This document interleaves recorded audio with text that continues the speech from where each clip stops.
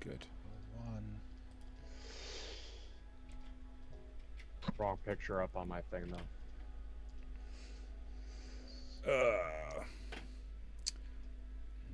Little bit of a false start, Yes, folks. here I we thought go. I got the countdown. No. You did. It's some technical issues at my end, so I do apologise. I'm just waiting for the cameras to Wrong kick in. picture up on my thing, though. Is it? Okay. A little bit of a false start, yes, folks. here we I go. got the There we countdown. go. No. You did. It's some technical issues at my end, so I do apologise. I'm just waiting for the cameras to Wrong kick in. picture up on my thing. I think it sounds Is better. it? Okay. I mean, that'll be on your end. I'm doing my entirely own thing on my end. No. You did. Oh, the it's some joy. technical issues at I my know, end, joint right? streaming, I do folks. apologise. This is Wrong picture up of on my course. I think it sounds Is it? better. Okay. I'm gonna mute that so I can't hear myself talking, which is terrifying. Anyway, right then, let's get started. Good evening, good afternoon, good morning, everyone. Welcome to the Gamers Rest. My name's Tal, and thank you so much for joining us for what is going to be the first episode in our stream of The Quiet Year. So it's a brand new venture for ourselves, and what we're going to do, we're just going to do some very quick introductions, and then I'm going to talk to you a bit about what the game is and how it's all going to work. So, if you don't know me, my name's Tal. You can find me across the social media under the Gamers Rest. So Jack, do you want to take us off next? Yeah, where would you like me to take us off to? Well, just who you are and where people can find you. All right. Excellent. Hello, folks. If you are watching on my channel, hello and welcome to RPGs Uncovered. But we are doing a special, multi-streamer event here because this is Tal's project. So, hello, Gamers Rest crew. I am looking forward to this. This is a special joint project between Tal here and myself with a crossover into my Starcrier Conflict universe. And we'll talk more about that as we get into this. But for now, I'm Jack. They looking forward to being a player and developing this world that my Lancers are already on. Wrong picture up on my thing, though. Is that correct now? A little bit of a false start, yes, folks. Here we I go. got the countdown. There we go. No. You did. It's some technical issues at my end, so I do apologise. these I'm just gremlins. waiting for the cameras. Oh, to boy. kick Picture in. up on my thing, though. Is it? Unfortunately, I do not see what you were doing. That's Yeah. on your end. Hang on. Right. Okay. It's like our video capture's just missing. It should be. It's showing up now. Hopefully, it's all there now. Oh dear. Sometimes if you use OBS and you're using a window capture, if you minimize it, it all disappears. Yes, it's all good fun. And for some reason, I'm very sorry, for your picture's just not coming through. I don't know why. It should be. Well, I changed it myself. Yes. For now. Excellent. It'll all be fine. It'll all be fine in the wash. It'll all be okay. Zach, do you want to go next? Hey everybody, my name is Zach. I was a player for Behind These Eyes, just like everybody else in this group, and I ran a podcast called Schedule for Launch that's currently on hiatus. But I'm getting out. I'm doing some other TTRPG stuff, and I look forward to what's here to come. But you can find me on my socials at Scheduled for Launch and on Twitch at Astraceratops. Who knows? Maybe one of those will change. And of course, last but by no means least, the Eye.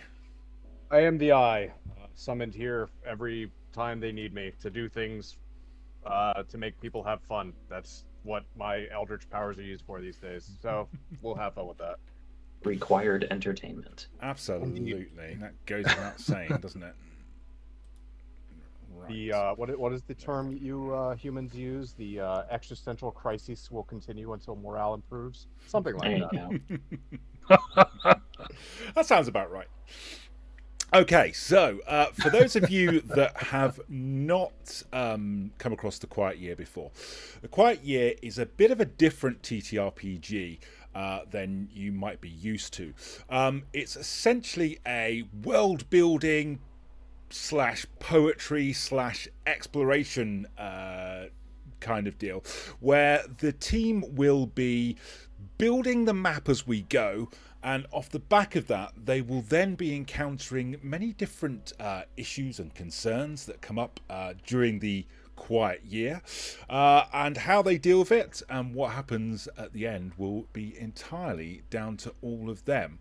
I will be the facilitator, for want of a better word, if you like, and essentially what you're gonna see is us creating something new, and as Jack said earlier on, giving a bit of a crossover into another project. Jack, do you want to just fill us in on what people can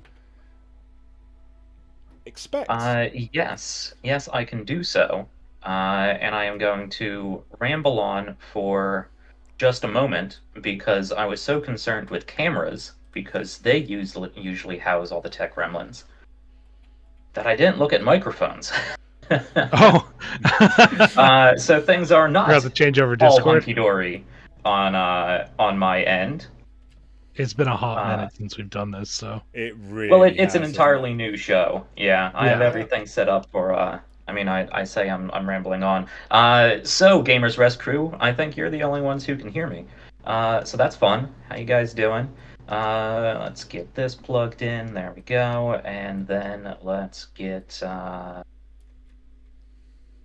audio output. I believe I need for desktop audio. All right. Turn that on. Okay. Apologies, folks. I'll fix it in post for my end. Anyway. So I am now introducing Lancer in the setting of Starcrier as a whole here. That's what I'm doing? Yeah, Yep. absolutely. All right. So for today's special crossover event with the Starcrier conflict. Well, the Starcrier conflict takes place mostly in the Lancer RPG universe.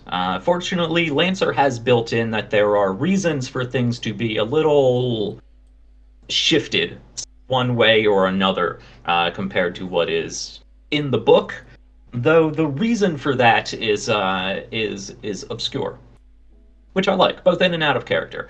Anyway, following the events of the Starcrier conflict, we are far towards the rim of Union space.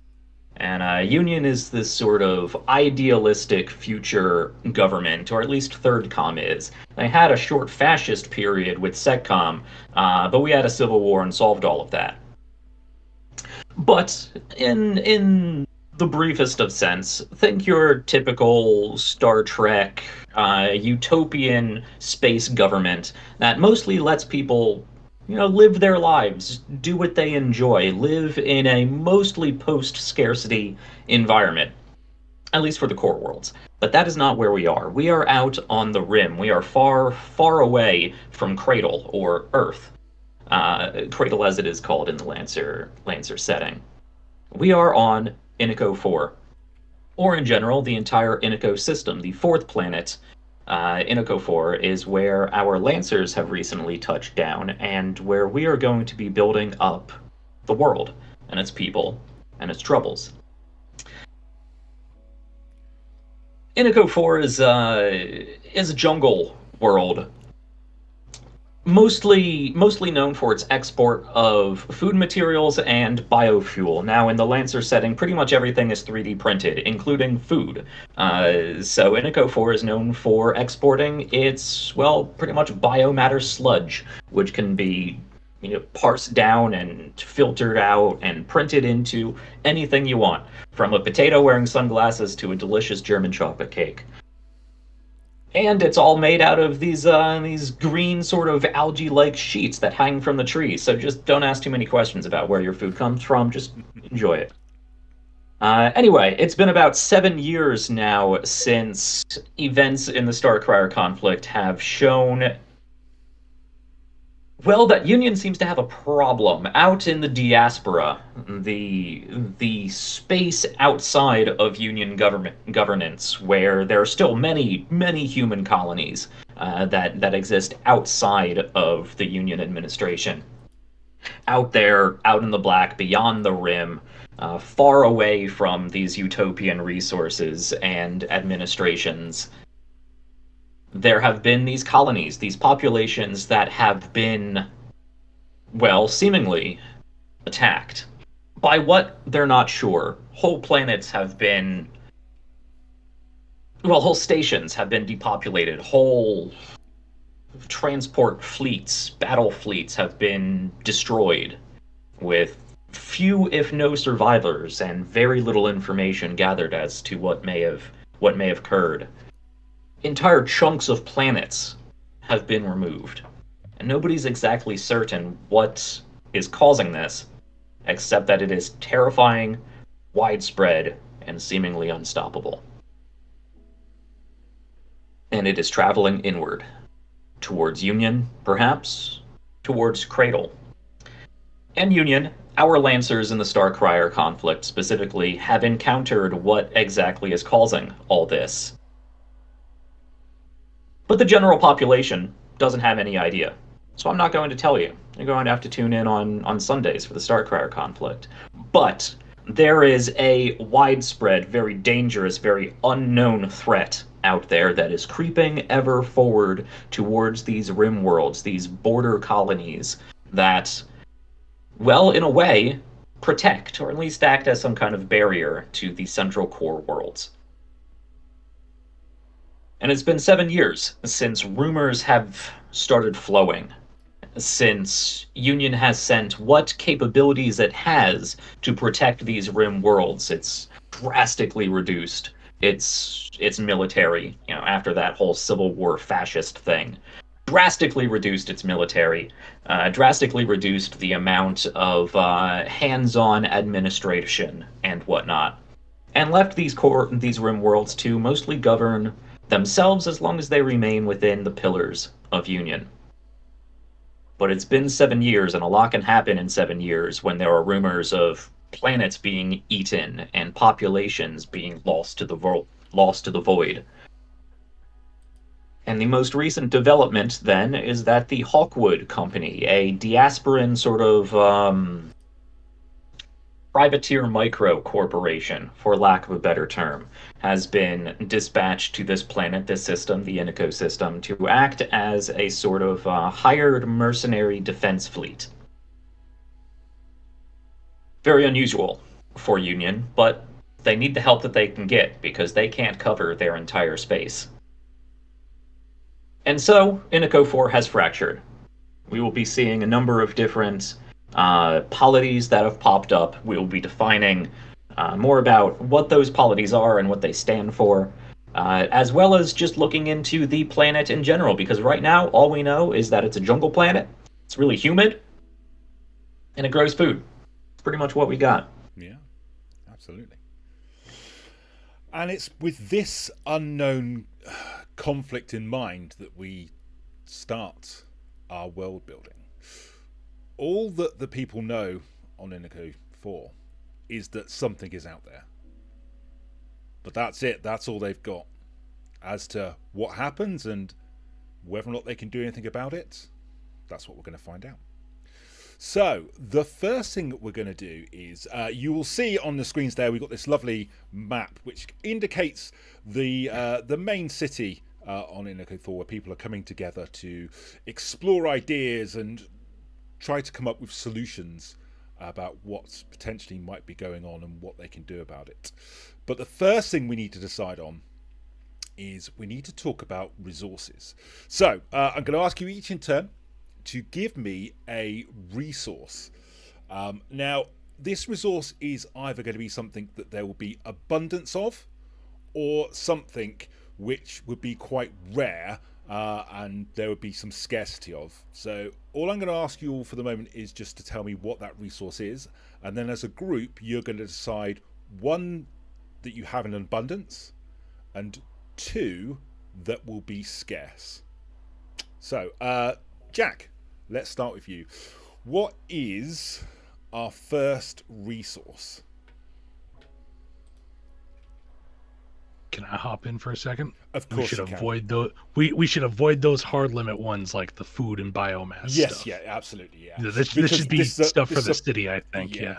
This is a populated planet that, whilst prosperous might not be the strongest word, it's certainly self-sufficient. So do think about that when you're considering which resources you are going to add. All right. So, and resources can be more than just your standard, RTS. You got logs, you got stone, you got... Absolutely. I mean, Okay. so a great example, it could be information. So it really is down to you to decide what we're talking about when it comes to resources. All right. So, I think this will be an interesting one. There is. Do we choose whether it's abundance or scarce, or am I just providing the resource and then we will decide? Just the resource, and then as a group you'll decide. Yeah, absolutely.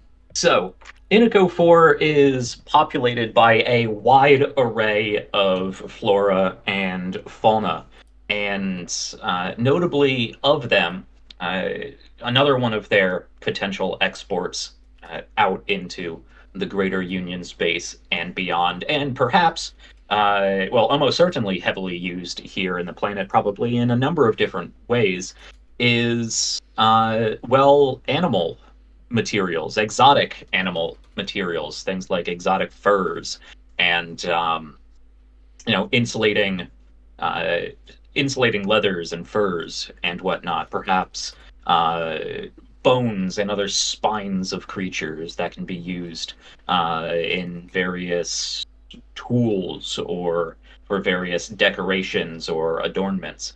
So I'm gonna say interesting, unusual, exotic animal goods. Okay. Excellent. Zach, what did you want to put down? So this one strictly comes into the fact that with the background knowledge that we have on Prospera Bay and the different people who are, I was going to say colluding here, collaborating to work, but I think amongst the general population, a sense of unity. Okay. So that divides amongst the people, or if it's abundant, they feel like they're working towards the same goal. Yeah, I really like that. Okay, so unity. And the eye, what would you like to add to the list? Let us see here. Thought you were going to say lettuce. Lettuce.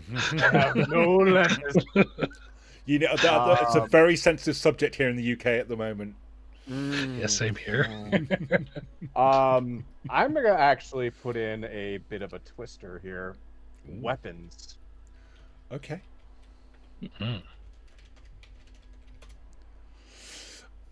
So, when you say weapons, what kind of level of weapons do you mean? I'm going to say that this would be not hunting weaponry, but weaponry that one might include in an uprising, perhaps of some sort, or how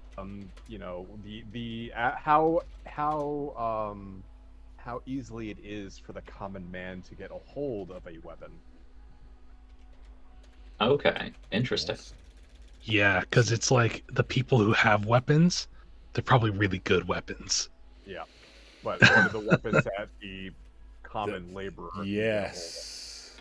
Okay. Excellent. Three great choices there. And that works so well with the animals too. Like those two play off each other. If one's abundant and the other one's scarce, that tells a very interesting story. It also works well with the Unity one, because if the Unity's very low and the weapons are very high. Yeah, absolutely. So, what are we thinking then? Which one out of those three do we think we have an abundance of? Which one would be the most? My question isn't which one's the most interesting that's abundant. It's which ones are the most interesting to be scarce. So I think Unity is definitely scarce. Yeah. Oh, 100%. Yeah. Yeah, Okay. Unity's. I mean, That's Lancer. yeah, Like, yeah. I mean, that's kind of tied to the planet, exactly. really. I think the question really does come down to are the weapons, and I think we're leaning more towards like black market weapons, really, not known military assets. If I'm understanding you correctly, Yes, Uh, I would say that we would have to decide if there's a lot of fauna around here, that if this is something that's a problem, pretty much everybody might have, the common equivalent of a bolt action rifle in this Yeah. universe, right? So, but how many Well- how many Inico 4 rednecks are out there with the equivalent of like, an AK-47? A stockpile of, yeah. or a whole Yeah. ass mech suit. Yeah. Well, Prospero Bay is fairly isolated by this chain of mountains that surrounds the bay, and they have their defense grid and defense, perimeter patrol Yeah. officers That's and one of the whatnot. factions, right? I don't think specifically, but I think they were mentioned. Mm-hmm. So I don't think the average citizen of Prospero Bay or any of the other main colonies would really feel the need to have hunting equipment. But with rumors out there and the buildup that Union is sending out more and more military assets and more military contracted workers, and seeing as everything is 3D printed anyway, it could make sense that people are, just doom printing weaponry. Yeah, that Okay, was, I was going to ask if that's a yeah, possibility. so was I, yeah. Are people allowed to print weapons? I mean, they'd pretty much they'd have to jailbreak their printers, but it can be done. Yeah, I think Yeah. allowed is the key word there. Whether or not it's allowed may not even matter.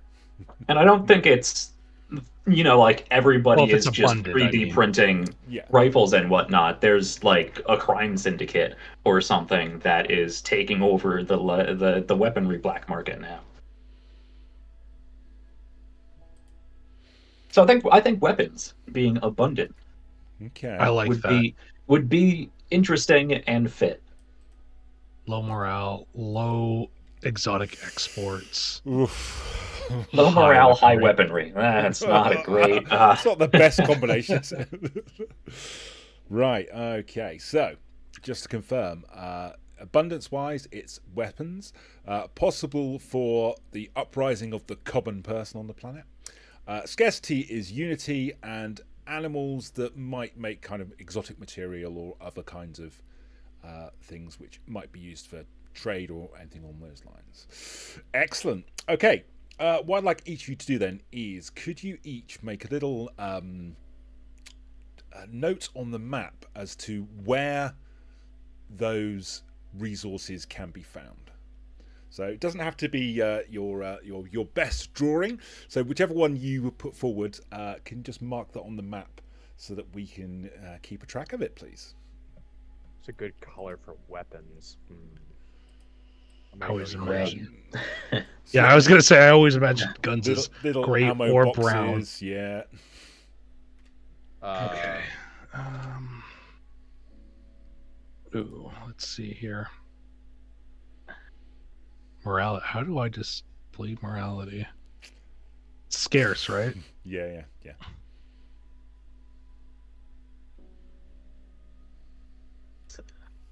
Mine maybe too. Oh, that's great.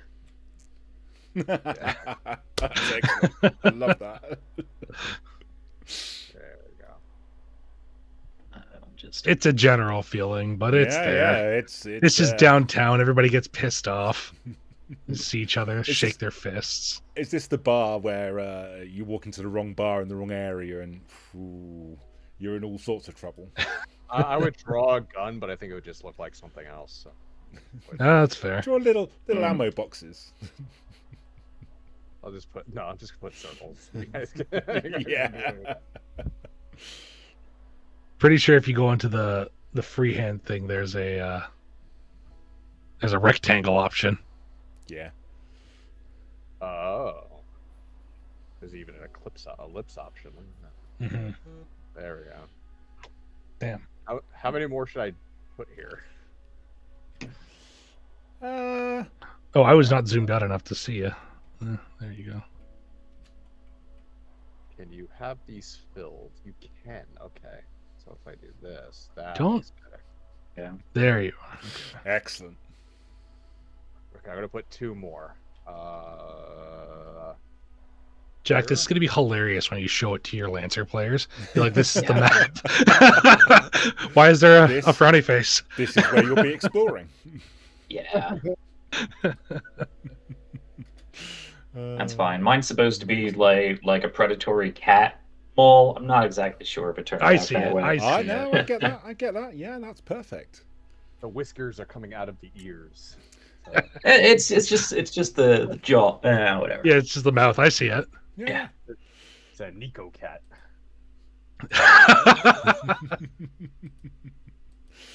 Right. Okay. So let's move into the main portion of the actual game then.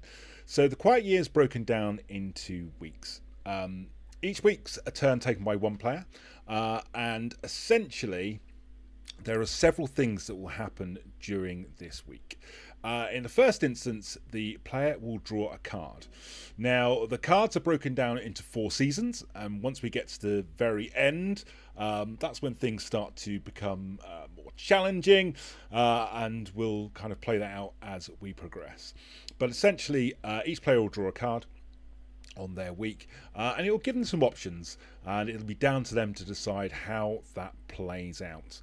What we then do is, if there are any projects, we move those along, and we'll talk about projects in a little bit more in a minute. And then lastly, the active player can choose one of 4 options.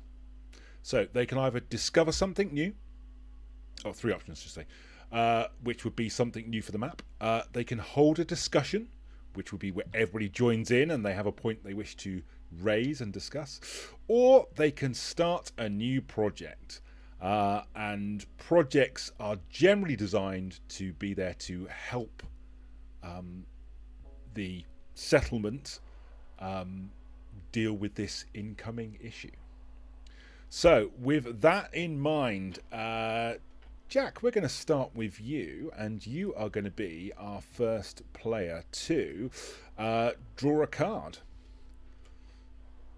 Okay. So we start off in spring, is that correct, Zach?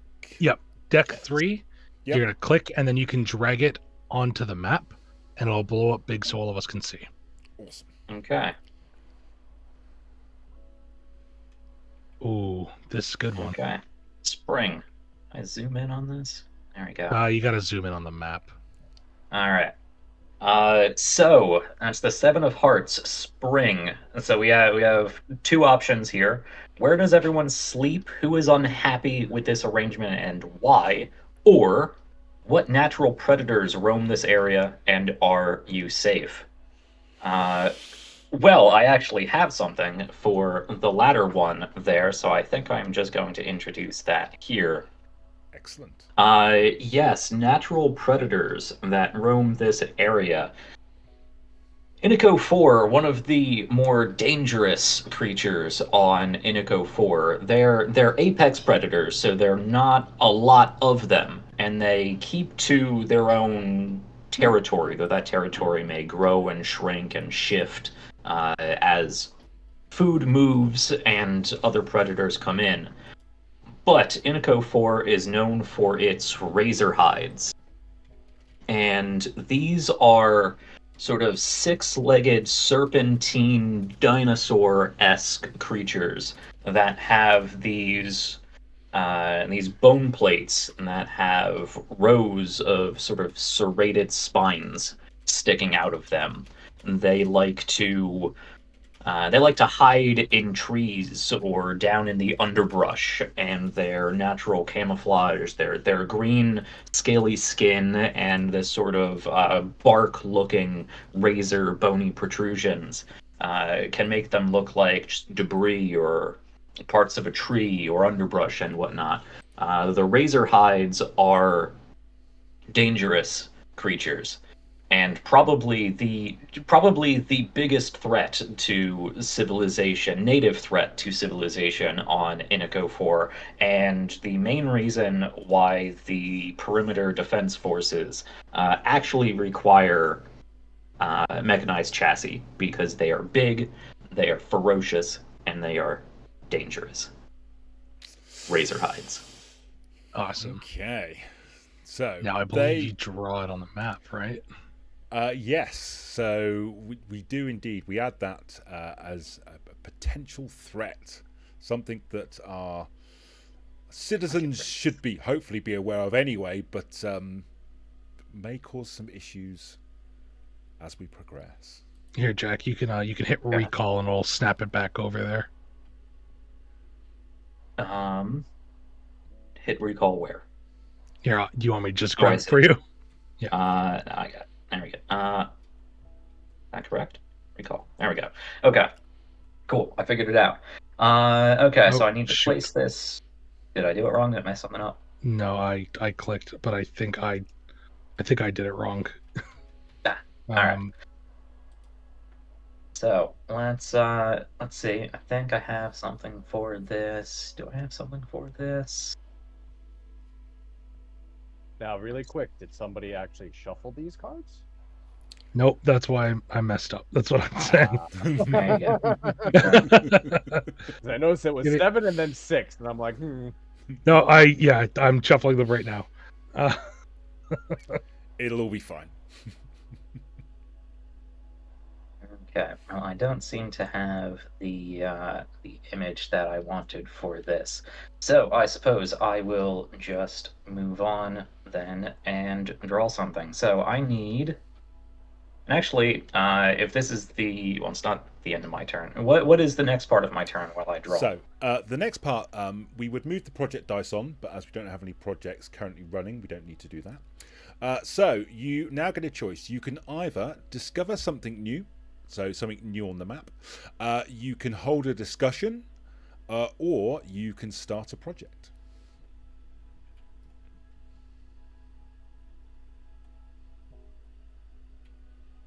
Okay. I said that, and then I spent way too much effort creating a razor hide up here. All right, I don't think you could spend too much time on something like that. Let's see. According to the rest of the turn episode summary, is watching Jack draw this. right? Yeah. All right. So according to turn summary, just dice. We haven't done anything with dice. So take an action. Discover something new. Hold a discussion. Start a project. Okay.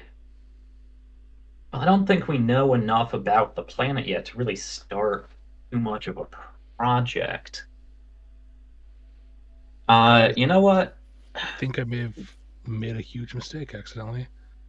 I may have accidentally deleted spring.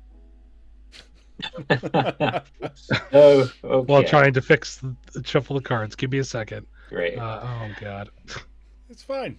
Well, let's start a project then. I think let's start a project.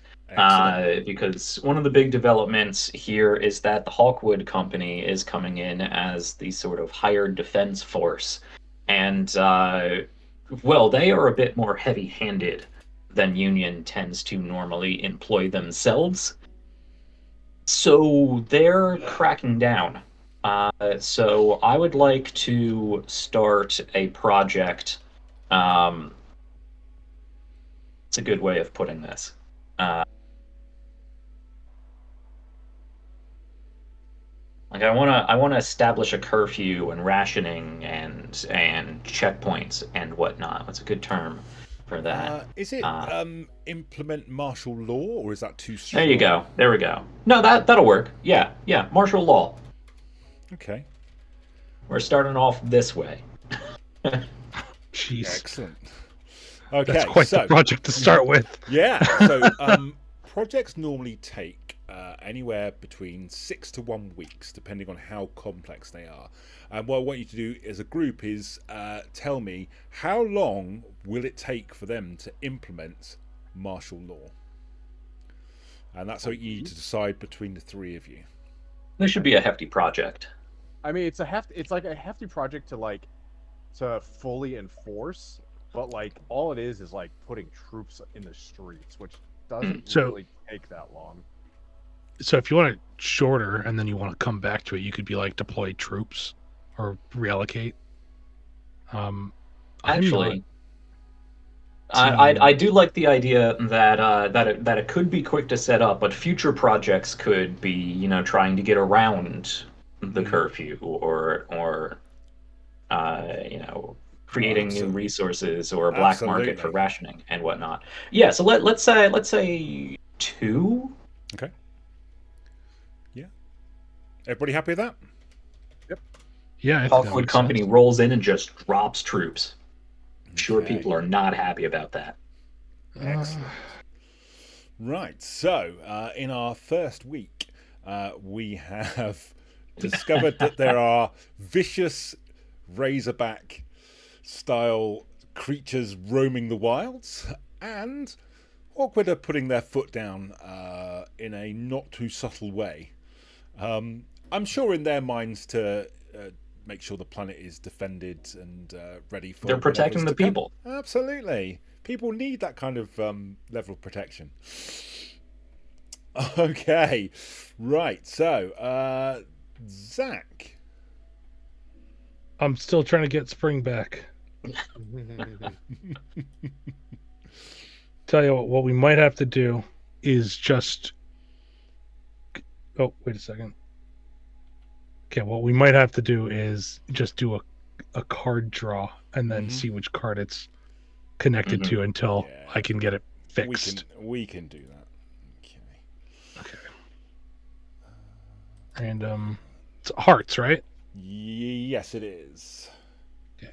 You tell me what it is, and I'll we can then just drag it from the list.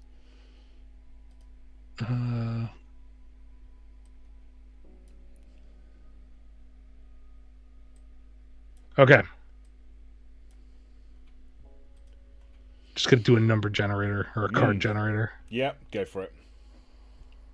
Okay, it's 9. 9 of hearts. The 9 of hearts. Okay, so the 9 of hearts. A charismatic young girl convinces many to help her with an elaborate scheme. What is it? Who joins her endeavours? And you can start a project to reflect that. Or a charismatic young girl tries to tempt many into sinful or dangerous activity. Why does she do this, and how does the community respond? It's a razorback that was able to take the form of a girl so they can take down walls. Just in a dress. Hey, everybody, you should come out into the jungle with me. I'm just a little girl. Just a razorback with a toupee on. Yeah. Lipstick nice poorly flowery drawn. dress. Ooh. And do feel free to sci-fi this up. It doesn't need to be a little girl. Yeah, No. absolutely. No, I took young as like under 40 well. in Lancer.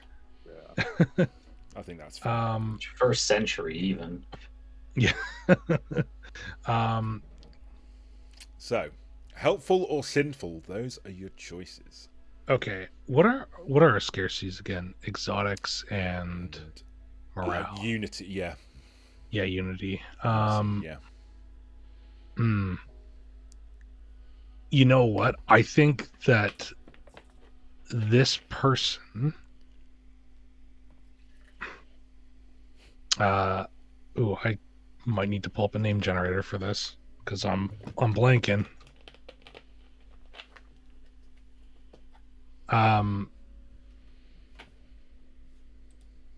We'll go with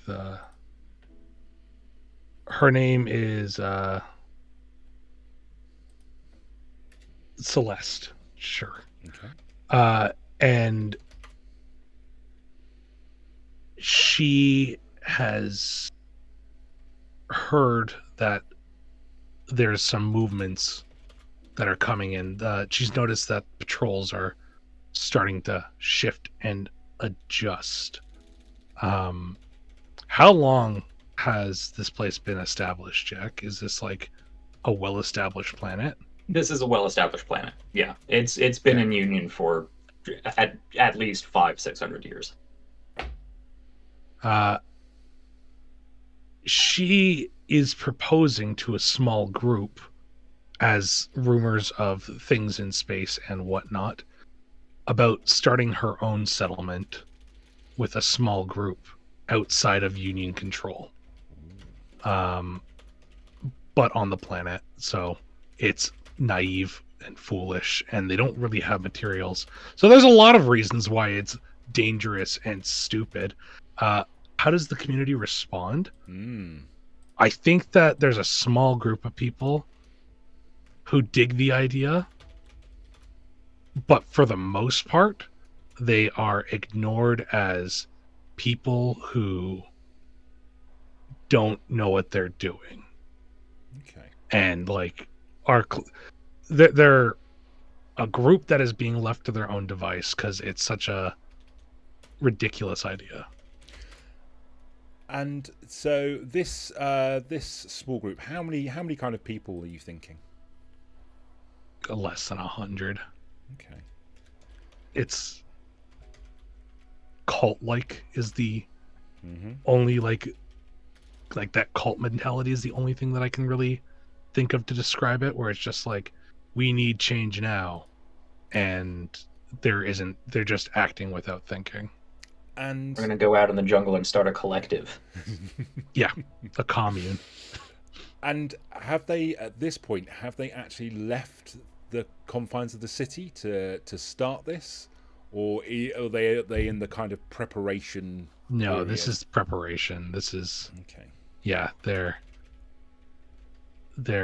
haven't left, but it's on their mind. They're making a quick escape into it. Okay. So for my design, I'm just going to do deeper into the jungle. And I guess one last question. Is this a secret? Or is this a kind of like almost preaching on the street? Hey, come and guess what? I've got this great idea. Why don't you all come with me? I think there's one community, like one little, not suburb, but one area that kind of knows about it. But for the most part, it's definitely not something that'd be brought up to anybody who has any either political power or even like policing power. Okay. It's just like a small group of people. Cool. Excellent. Right. Okay. Happy with that. So in terms of projects, we move the dice on. So that means there's one more week to go for the implementation of martial law. And then, Zach, what would you like to do as your action? So, as we said, you've got a choice of 3.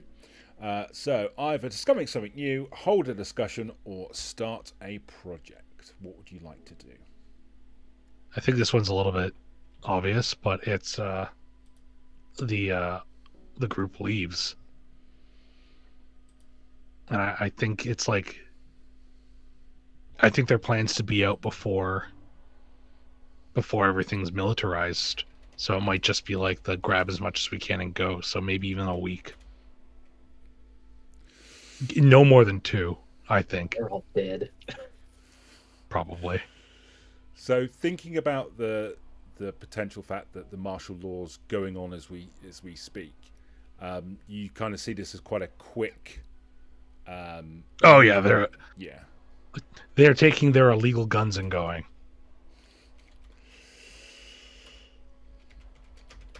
Okay, how much time do you want to all put on that?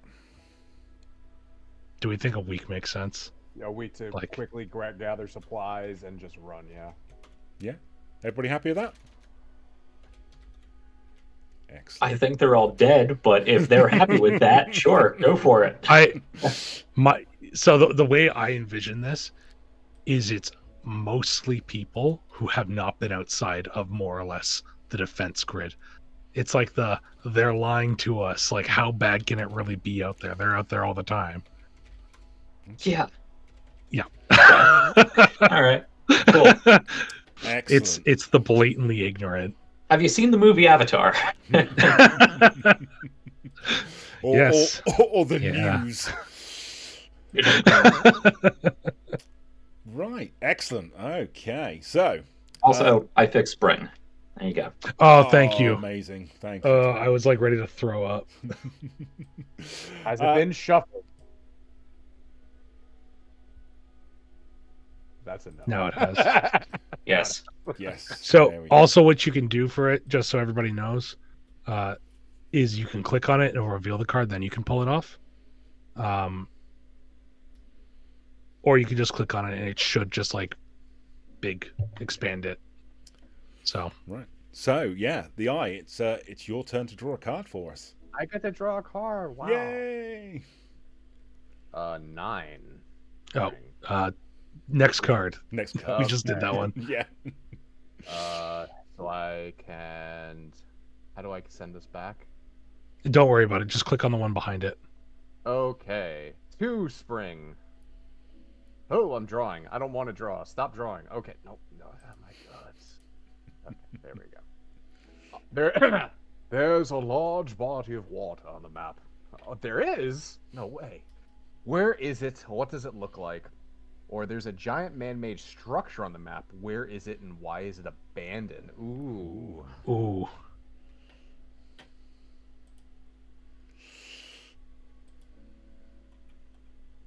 I have another twist. Was this planet Jack around and instituted during the fascist regime? Well,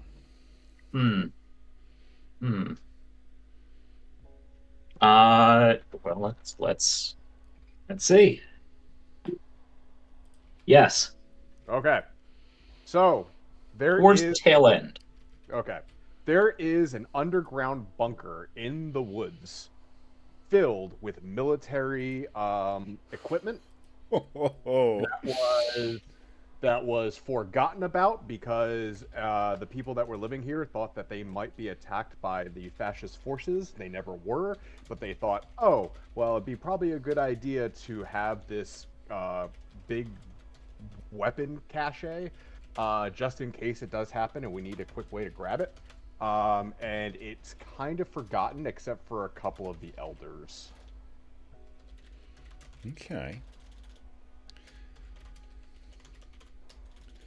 So it was actually the second committee of union, as it was the actual fascist government at the time before Third Com. So the rebels were actually the good guys in that. So is this a rebel bunker or is this an official SecCom bunker? It was a rebel bunker. Okay. And what kind of weapons are we potentially talking about? I'm gonna say that these were mid-high tier. I'm not gonna say they had lancers, but they definitely have like anti-lancer weapons, maybe like missile launchers or something like that. Ooh. Yeah. Nice. Hard suits and anti-armor. Mm-hmm. Just waiting for Celeste to... No, I won't say it. Let's find these weapons. Excellent. Okay, so do Who you knows? We'll want see what to happens. pop that on the map for us then, the eye, please? No, I don't. Okay. But I will anyway. Let's see. So, where's the main city here, would you say? I think it's more or less all of it, isn't it? Yeah, this is pretty all much, kind yeah. of Prospero Bay. Yes. Okay. That's why mine's an arrow. It's pointing out. I'm gonna say it's on one of the islands. Ooh, Nice. That one right there. that's nice. Excellent. Right. Okay. Yeah, so the islands are actually these like rock pillars that almost looks like the top of a cupped hand is sticking out of the bay. But So they probably it's somehow out. They dug out probably inside of it, and it's like Yeah. the nuclear weapon cache in Dune, where it's like in a mountain but hard to Mm. find. Love that. nice. That's very cool. Right. Okay. So the time draws on.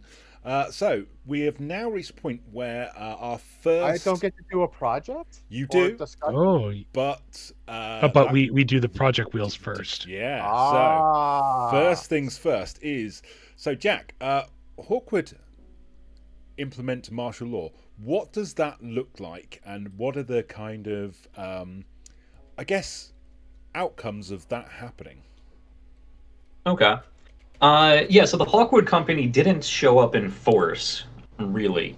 They had a small transport, a sort of scout ship that they were able to get over into the area first, dropping off Fleet Captain Tiana Baboros.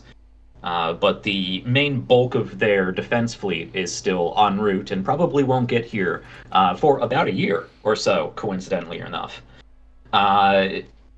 So I think the implementation of martial law is a lot of surveillance equipment and automated defenses that don't need to be directly people operated, and a recruitment pitch for getting local enforcers.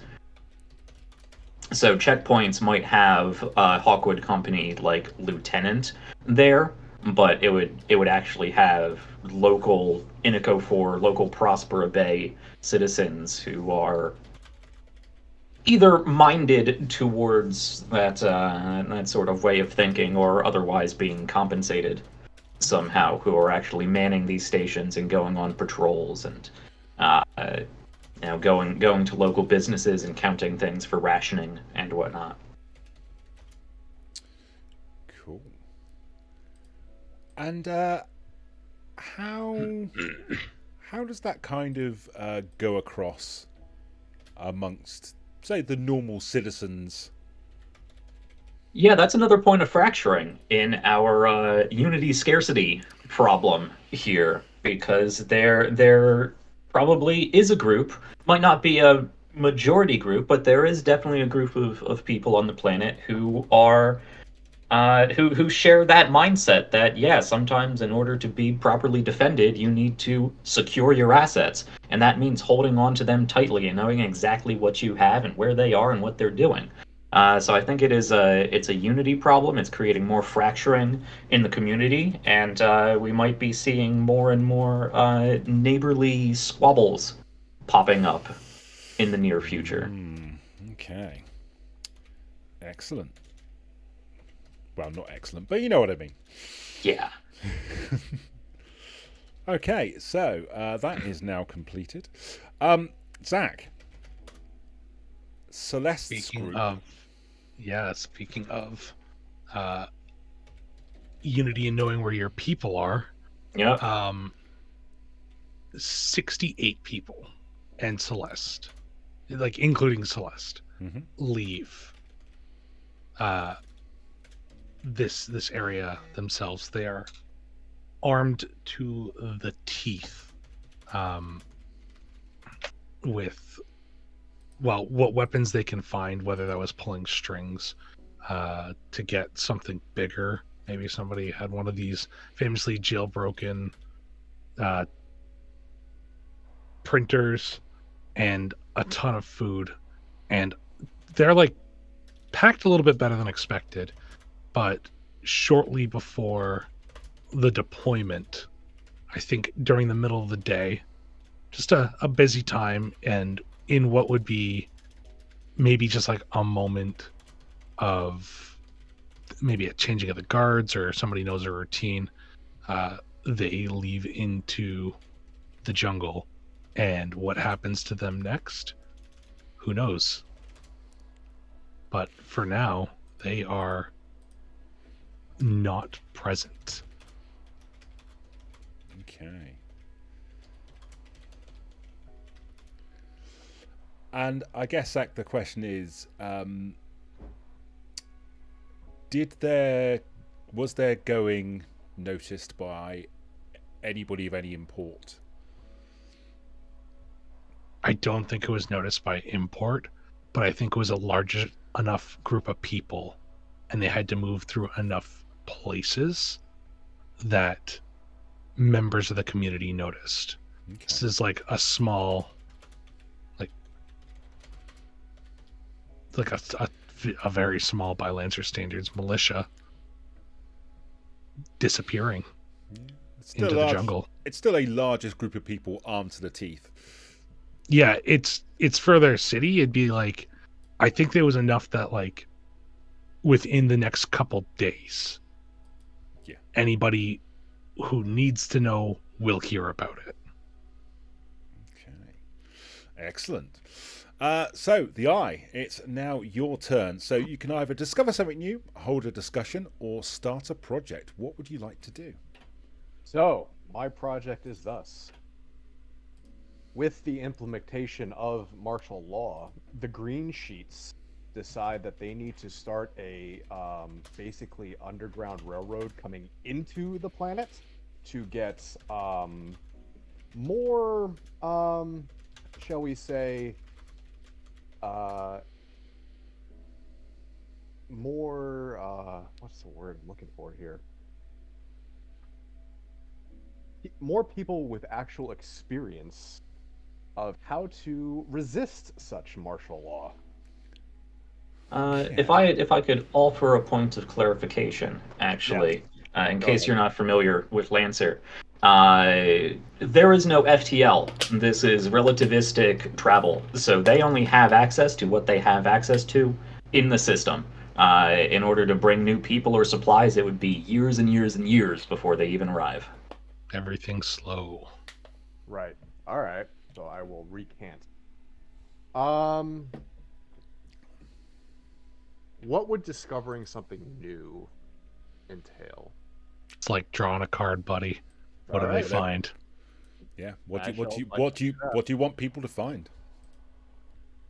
Do I draw a card or do I just say Nope. they find something new? Just- Oh, okay. Yeah. Just tell us what you discover. I'm going to say that they discover an artifact of unknown origin. Okay. An artifact of unknown origin. Okay. Who discovers this artifact of unknown origin? I'm going to say some random... There are farms here, right? There are farms in the sense of giant corporate plantations. Yeah, I would say Not- that... I would say that it was found by one of those corporations while they were farming. Okay. Okay. Probably by some laborer or something. Would okay. So a general worker. Would you like it to be someone from Galactic Roots AgriCorp, who farms the biomaterial, or would you like it to be someone from Slide Biofuel, who specifically makes, well, biofuel?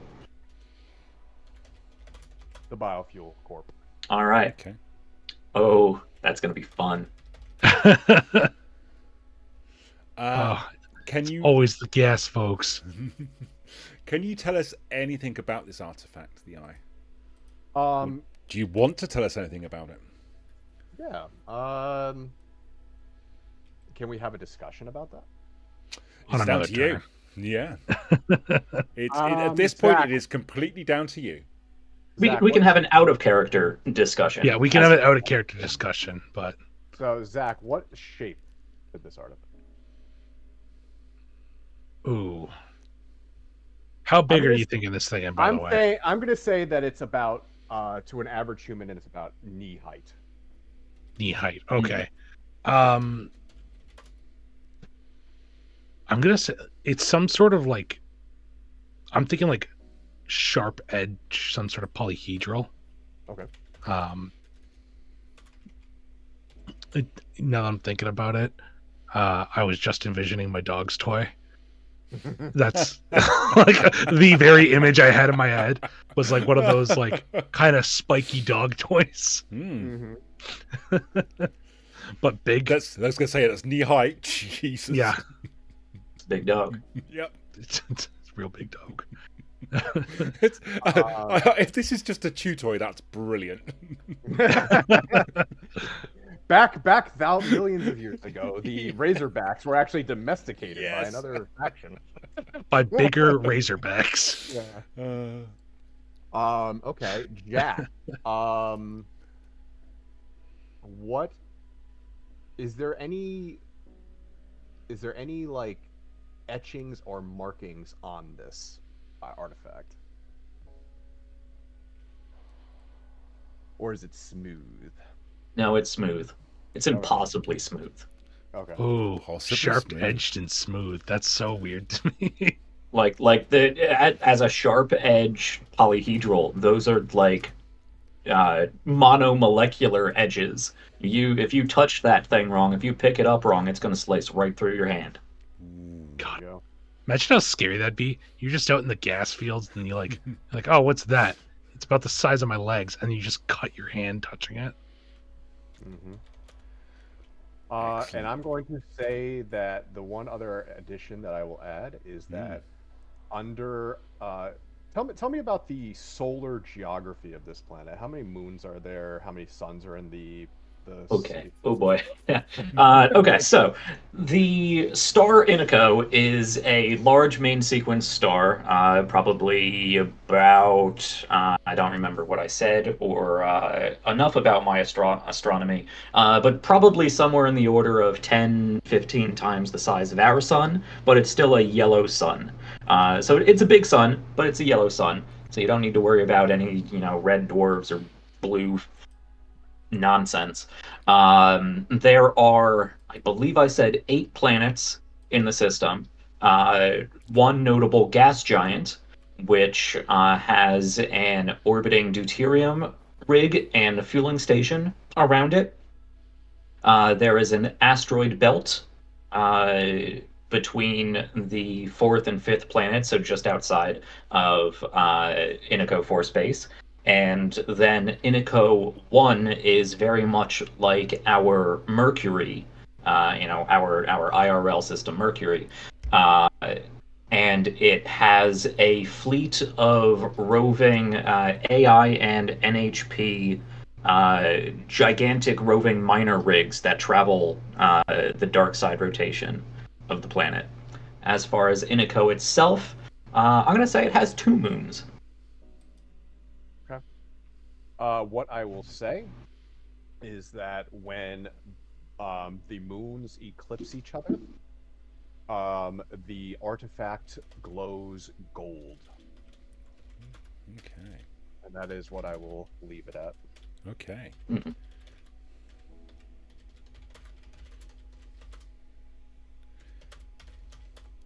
Okay. So I had one question.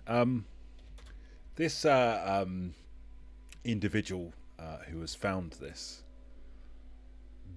as of yet, has he made a decision, or she, as to what they're going to do with this artifact? I think that they don't even really get a chance to do anything about it. I think the corporation, I'm guessing, has quite a few people just around these mills. Mm-hmm. So I'm guessing the corporation was pretty easily able to get a hold of it once it was found. Okay. Slide scoops that up. Mm-hmm. Amazing. Right. Okay. If I may add, that worker who found it, we don't know where he is anymore. He's gone. Yeah. And their family He's been is relocated. Yeah. Okay. Brilliant. So Been rewarded for his efforts. yeah, promotion.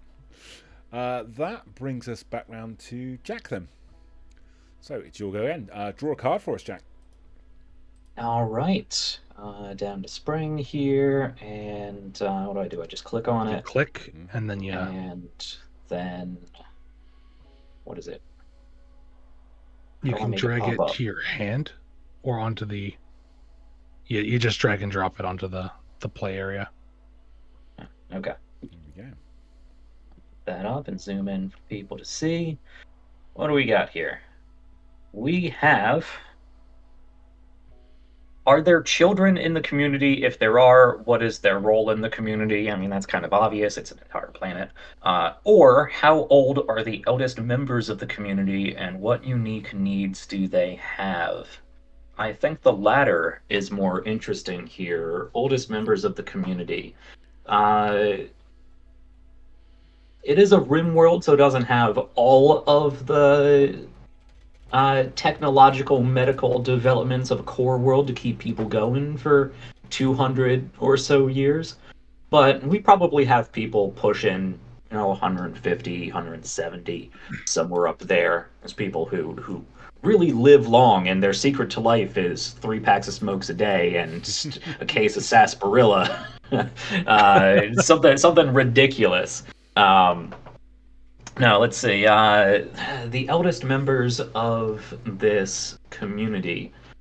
Well, we know of one, or at least our Starcrier Lancers do, with Michello Corrigan, who is the leader of the newly kind of developed Union Loyal Independence. But we don't need to get too much into that. I think the eldest members of this community really are like die-hard Union supporters, and they don't like this idea of the Hawkwood Company. These are people who originally grew up as the generation just after, or like grandchildren of the generation who fought in the SecCom, ThirdCom Civil War. So they are very much in favor of that sort of hands-off administration, diplomacy first, utopian pillar style union. So I think they really are taking the fracturing of their community pretty badly, because they're seeing everything that their world has grown and become and represent starting to fall apart, starting with the Hawkwood Company, which is then further being exacerbated by the green sheets, the corporate, what did I call them? Not syndicate, that has a bad connotation.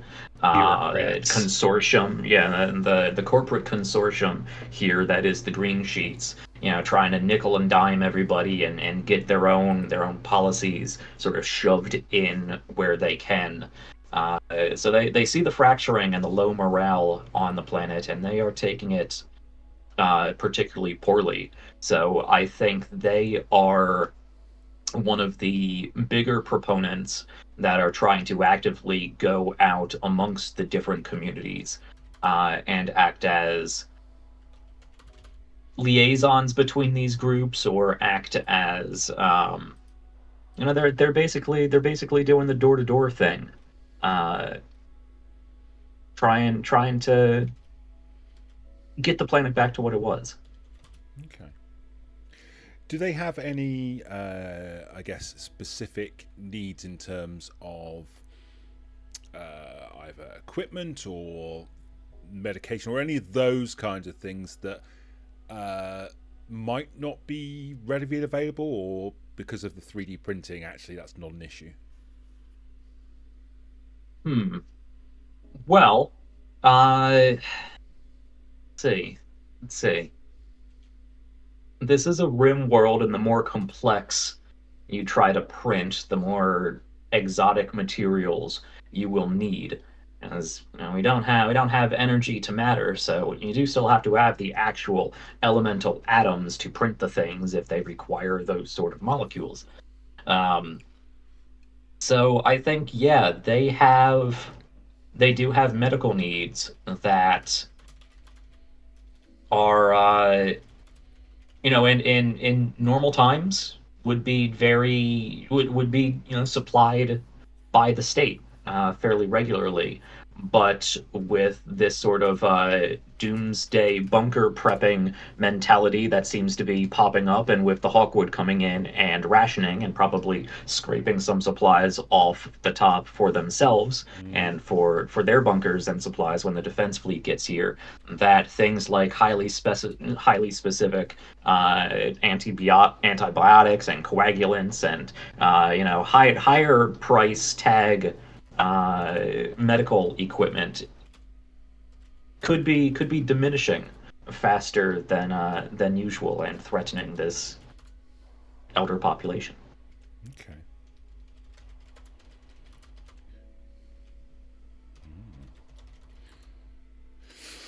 Cool.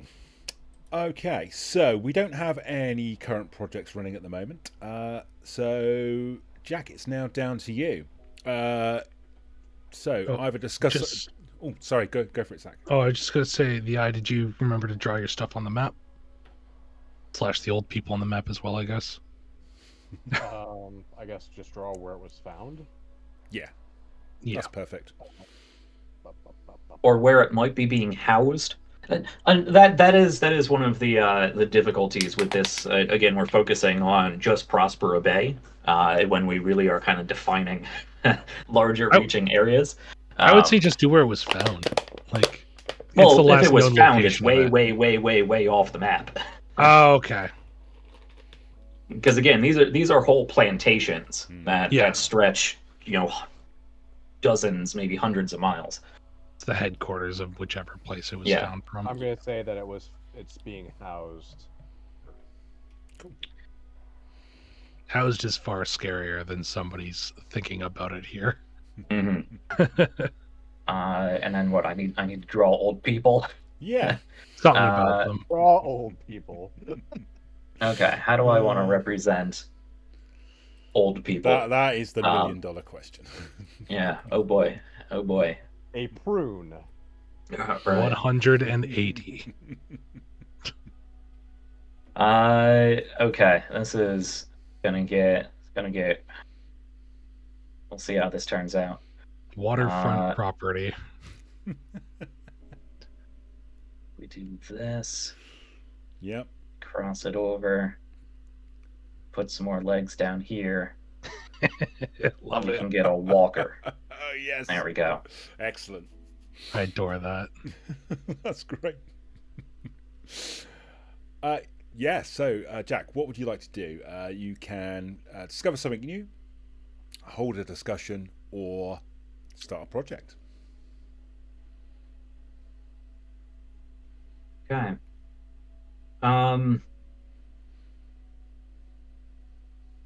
Man, I'm really leaning into it, and I don't know how I feel about it.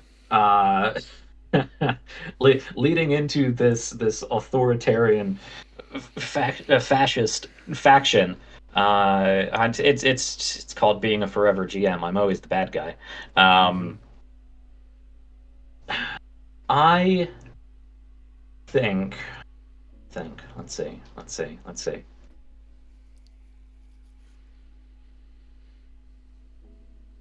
So we've established that Celeste's group managed to make it out without getting noticed, right? So they managed to get out. People in the city are starting to talk about it. It's been 2 weeks since they left. Yeah. So. Yeah. So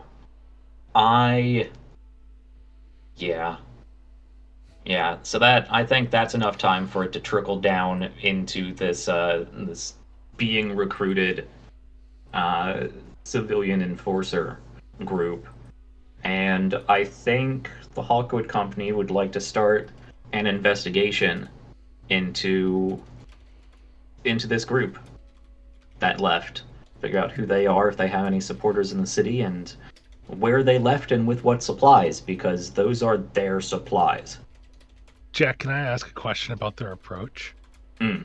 Do they do this as concerned newcomers, or as this is ours and we want it back? It's definitely more the latter. But it's more phrased, this is the community's resources, and the community wants it back. And Yeah, sorry, We are I meant community. how are they making it appear to the common folk? Like, hey, we're worried about these people who've gone missing, or have you heard of this criminal? no, this is actually secret police bullshit. And these Okay. are plainclothes people going Okay. door to door trying to infiltrate this and other such sort of underground communities. Okay. And how so? Is the makeup of that group residents that have signed up, or is it kind of kept very internal? It's only, you know, the guys off who've arrived that are conducting this.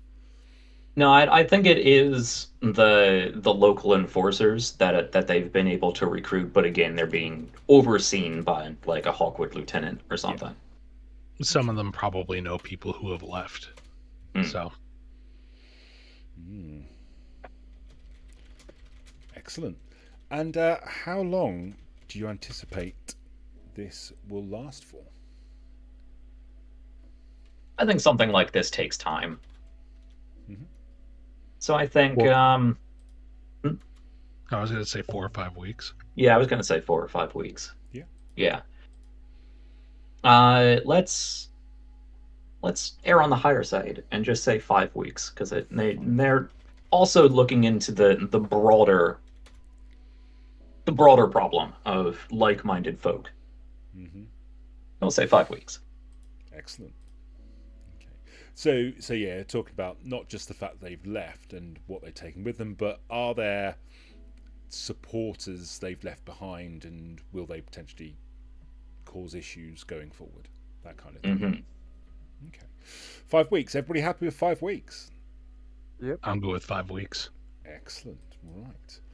Okay, so Jack, that's your turn done. Zach, do you want to pull a card for us? Let's see what we got. Is that the 10? 10 of spring. Mm-hmm. Okay. There's another community somewhere on the map where what sets them apart from you, or what belief or practice? What belief or practice? I think that Celeste crew is not the way to go with this one with another community. So, what belief or practice helps to unify your community? So, I think, Jack, correct me if I'm wrong, at the heart of this, it's kind of like is Union Loyal Independence was kind of like the founders and where the city kind of propped up from originally. I'm sorry. What do you mean? What are you asking? The city was more so founded by like the independents, right? Where they're like it's self-governing. It's a union colony. Yeah. Yeah. So the faction I have written up for you guys, the Union Loyal Independents, are people who are otherwise loyal to Union, but if Union starts breaking down, like it, looks like it's going back to SETCOM, what kind of ways, they will declare independence. It's a new faction. Gotcha. This planet was established, as we've established, during the tail end of SETCOM, as probably one of the first third com leaning pillar worlds, or at least rim worlds with that sort of mentality. So it's Union, through and through. Okay, so I think there is a practice that happens every now and then for the people, and it is some sort of joint holiday where even if it's just for like a day, things slow down incredibly. Like just they slow down and people kind of come out onto the street. They act as one body. It's like I don't know, it's kind of like almost like a Christmas, but it's like to celebrate the settlement as is. It's kind of like a Independence Day isn't like the right word for it, but it's like the it's like a capital day kind of deal Okay. Sure. to celebrate the founding of. Wow, I lost it. I cannot remember the name of this town. Prospera Bay. There it is. So I think it's like just like it's one day, and in that day it's just like a time to relax and get to know your neighbor. And in previous years that was like really big and successful, and this year specifically it's starting to look a little bit more hairy. So I guess the question is, what's the turnout for this day? I don't think it's happening yet, Okay. but I think usually it's really big. It's really popular. And it's like an excuse to get off the school for a day. It's some of the lesser important jobs. Like important jobs will have like shortened hours. And just like there's a chance for basically people to cycle in and out of celebration, whether that's like at home with family or in the heart of Prospera Bay, with other people. But I think they make a big show of it if it was like a weekend event at one point. But like, who knows? I think a big concern is that people aren't sure what it's going to look like this year amongst, like, you probably hear talks about it amongst like the older generations and like little kids who are like, yeah, like I'm excited for this to happen, and then the seniors are like, oh, I don't know if it'll even happen. So Yeah, there's probably usually a parade that goes about with like street Yeah. performers and whatnot. There's probably a few different like street fair kind of things, block party kind of things. people come from other like townships, like they'll fly in for the weekend kind of deal. I imagine it's like a really big and special occasion because they don't happen very often. Okay. Yeah. What do you So, think Hawkwood's take is on this? Security risk. I think they think it's a security risk, but they also understand the morale portion of it. Mhm. They're like, yeah, I mean, like, soldiers know that celebration's important so that communities don't riot. I imagine it's a lot like Times Square or New Year's Eve festival. That's like kind of the vibe. everyone's doing their thing without any conscious recognition that there are snipers in dozens of windows and plainclothes officers amongst the crowd. Yep. Yeah. Okay. Excellent. So I'm just gonna do a fireworks over the bay as my little symbol Yeah. here. Nice. You know what? I think that's how it ends. At like on the last day, some sort of fireworks show over the actual bay, so that no matter where you are in the city, you can see it. Nice. I like And the dogs hate it. that. Oh, yeah. Absolutely. How do I get the card off here? Because I was able to. Like, Thank you. I was able to hand the cards to your guys' hand, but on my turn I couldn't put it in my own hand, which is hilarious. But okay. yeah. Cool. So we move the project forward for the investigation. So that's now 4 weeks. And then, Zach, what would you like to do? Discover something new, have a conversation, or start a project? I think, you know what? I think I'm going to start a project. And I Excellent. think this one comes from the independents because they understand that unity amongst the colony is dropping. And that's kind of how they established themselves, was as a united front. And now there's new players. So I think that is it Michello Corrigan? That is the leader of this faction. Yes. No. I think he puts some people aside. Like he spares some folks to make sure. I'm going to say it's Prospera Day, as they call it. he's put aside a group to plan the events for this year. Excellent. And just like it's not even like he's requested some of his brass, they'll like sponsor it. He has some sway in the community, obviously. So trying to, if he doesn't like having these newcomers, but they're here, they're going to be here for a long time. So if he can trick them into joining him, Is or it at more least trick feeling, them into joining them, or trying to legitimately mend fences and create compromise? I think he's trying to create compromise. Like, I don't think that he has nasty intent with it. I think he genuinely sees his city and he's like, if we don't start intervening, something's going to happen. Okay. Excellent. And how long before Prosper Day takes off? I'm going to say 6 weeks. Okay, 6 weeks of prep time. Excellent. That makes sense to everybody. It's like over a month to plan something like this, and also enough time for everything to go wrong. I mean, it's like you said, it's a big event. The potential is there for something to happen, definitely. I think they're stressed that they didn't start planning already. Yeah, I guess there's a potential for it to have been on the back burner whilst all these discussions have been going around about, we probably need to do something about whatever's out there.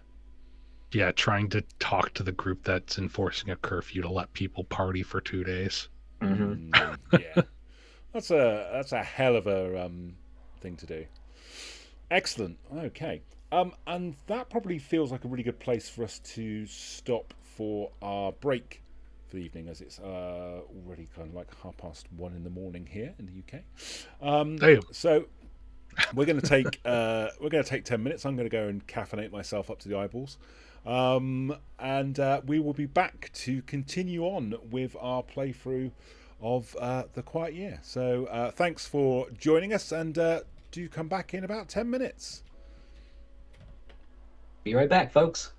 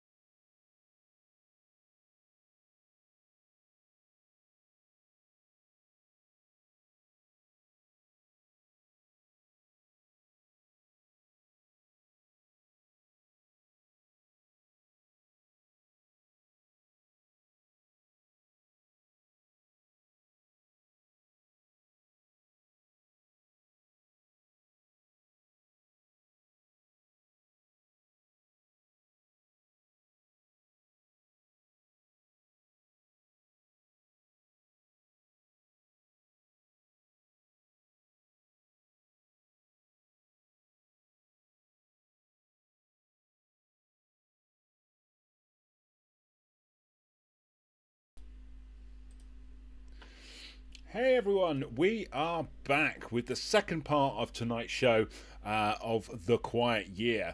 So, thank you for coming back and joining us. We are about to go into the Eye's turn. So, the Eye, do you want to kick us off with drawing a card for us, please? Indeed. 5. Okay, Drawing so, things. I don't want to draw things. There is a disquieting legend about this place. What is it? Ooh. Or alarming weather patterns destroy something. How and what? Ooh. hmm. Ooh, both of those are so good. Both of those are very I like good. this card a lot. It's a great choice, Well, I'm going to try to feed the first one into my action. isn't it? Okay. So, there is a legend that there is a kind of cicada-like creature that only springs up once every many, many years. That's possibly worse than the Razorbacks. But basically, there's a legend that there is this creature that lays eggs, and then years and years later, they spring from the ground. There's been like weird shells found here and there, but nothing that would match with those shells. Yeah. Okay. So the native population hasn't actually come across any of these creatures, just evidence of these creatures. Correct. Mm. Kind of thought of like dinosaurs right now. Mm. I mean, the razor hides kind of are dinosaurs. Yeah. But these things are like, oh yeah, like we find shells and stuff, but like we've been here for so long, we've never seen one. Right. Like it's obviously extinct. Mm-hmm. And is this when we say this is a legend? Is this something that's kind of written down in books as part of a history, or is it the kind of thing that's told around, a fire or a in the hearth of a pub to kind of scare people? I would suspect that this is more of a local population, like spoken word type of thing. Even perhaps the old trope of like, well, if you don't go to bed on time, little Jimmy, this thing will come out of the ground and come eat you. We'll get you.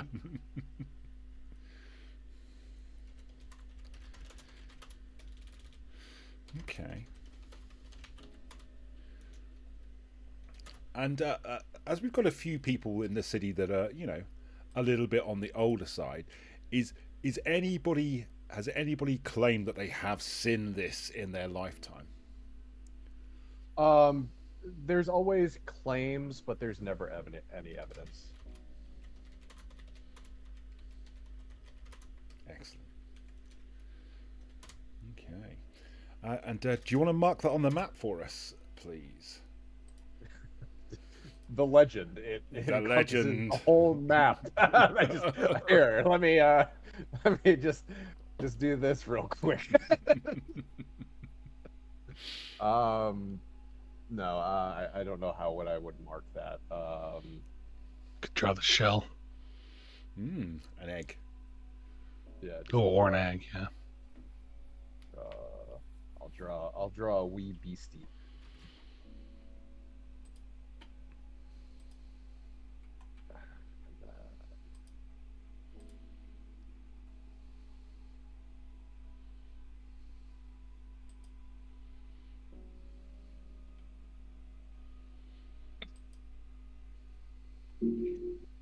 Giant tick.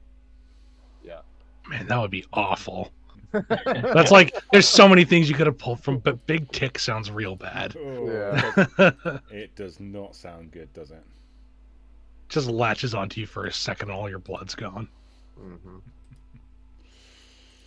Right. Like, Okay. B-movie horror attack.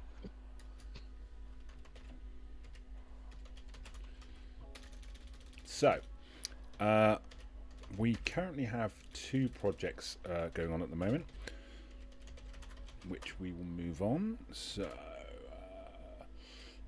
there are 3 weeks left of the Hawkwood investigation, and now 5 weeks to go until Prospera Day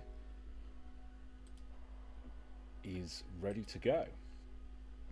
So, the Eye, what action would you like to take on your turn? So with discussion, what would that do? Like, are we discussing a possible other thing that could exist here, or is there like what does that mean? Okay, let's The discussion rules. yes, There's- let's bring up some of the details for that. So, Because it's one's a discussion. statement or question, and then Mhm. one sentence answers. Okay. So, Right. so yeah, you open for question or declaration, starting with you and going clockwise. Everyone gets to weigh in once, sharing a single argument comprised of just a couple of sentences. Okay, so I get to pose a question. Mm. Is there a local cult?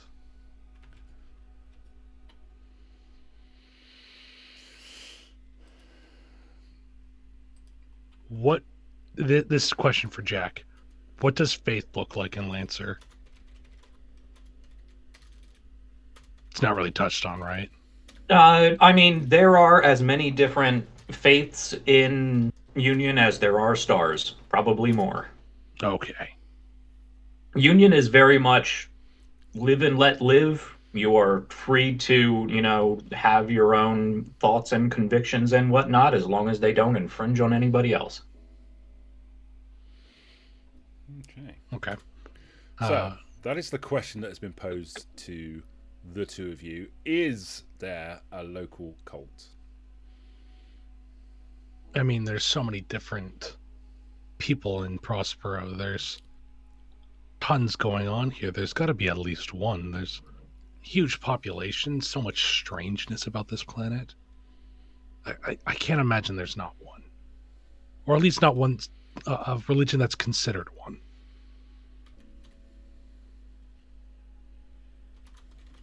Jack, what do you think? Well, I already know the answer to this question. This is as the That's no community. fun. Yeah, that's Yeah. how you answer it, though. So Okay, so this is discussion amongst the discussion is community. in character. Yeah. Okay. Guess that's important. Yes. There have been a lot of rumors of late of people acting strangely, of people losing time or finding themselves in locations that they wouldn't normally go to and don't remember how they get there. People being confused and people having strange dreams. Dreams of dripping, melting stars and screaming babies. Feeling of home.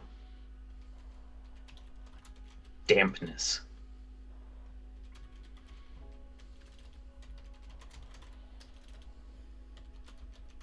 Some people are starting to act weird.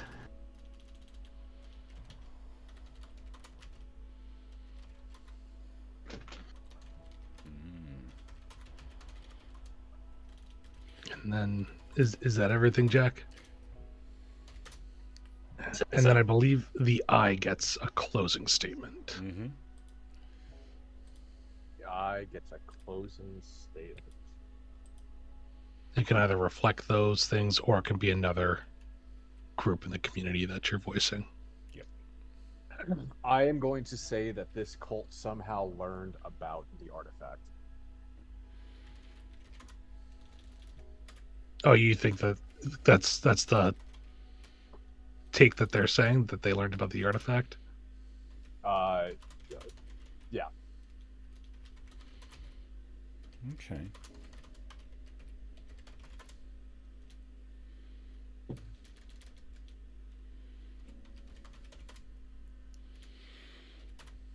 artifacts and cults. They don't go well together.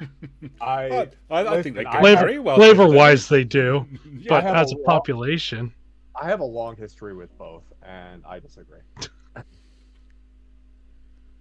Okay. So, can you mark that on the map for us, please, the eye?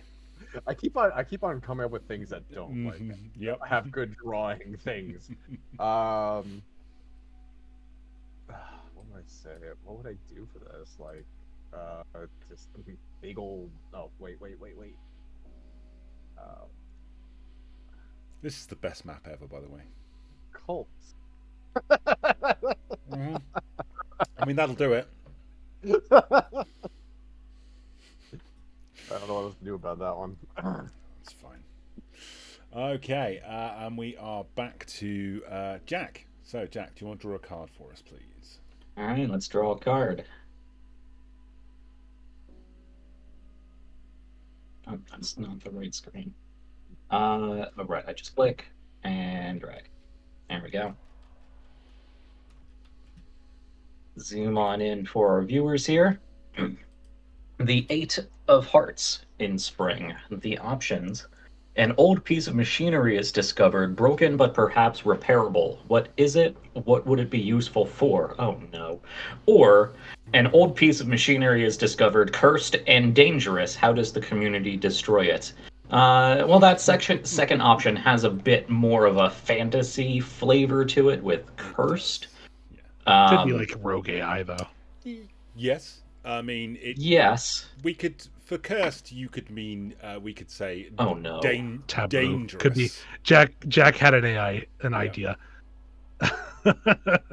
So, Okay. in some way, it could pose a danger to the community. Okay. I'm thinking of my Lancer timeline here, and I think it works.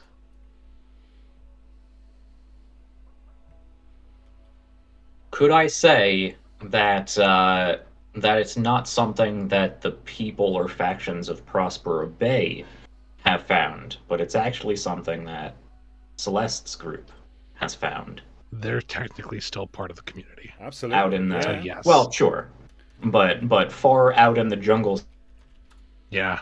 Oh somewhere, my gosh. removed mostly from what is going on here in Prospero Bay. They have found an old mech. They found an old Lancer frame. Jack, you made me the happiest girl in the world. Oh, yeah. Oh, it gets better. This Lancer frame, however, once it is, well, I mean, they run off of cold fusion generators, and when those things, I mean, they last for a long time, especially if they go into power save mode. So what's 600 years for them? It activates on its own when a member of the community approaches it, and it has an installed NHP. Oh, Which, for those not familiar with Lancer, is basically a paracausal eldritch math god shoved into an AI restraint casket and made to think more or less like people and linear time frames and whatnot. But an NHP, a non-human person, the most alien thing that the citizenry of Union really knows about. So this real old mech suit has an installed NHP in it.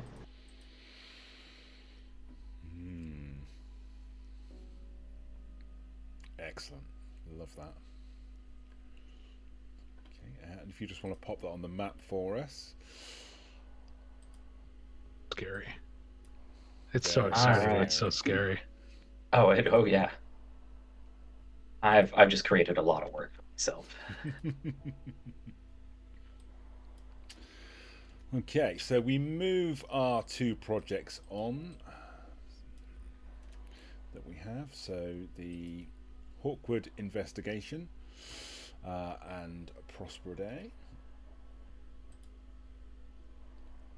And then, Jack, it is now down to you to decide what you would like to do. So, find something new, a conversation, discussion, or start a project. Okay. There you go. There's a really shoddy mech suit for you. It's better than I could do, trust me. All right. Let's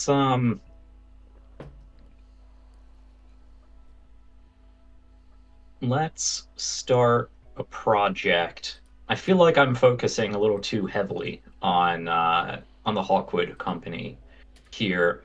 So I think the green sheets, let's see, our corporate consortium of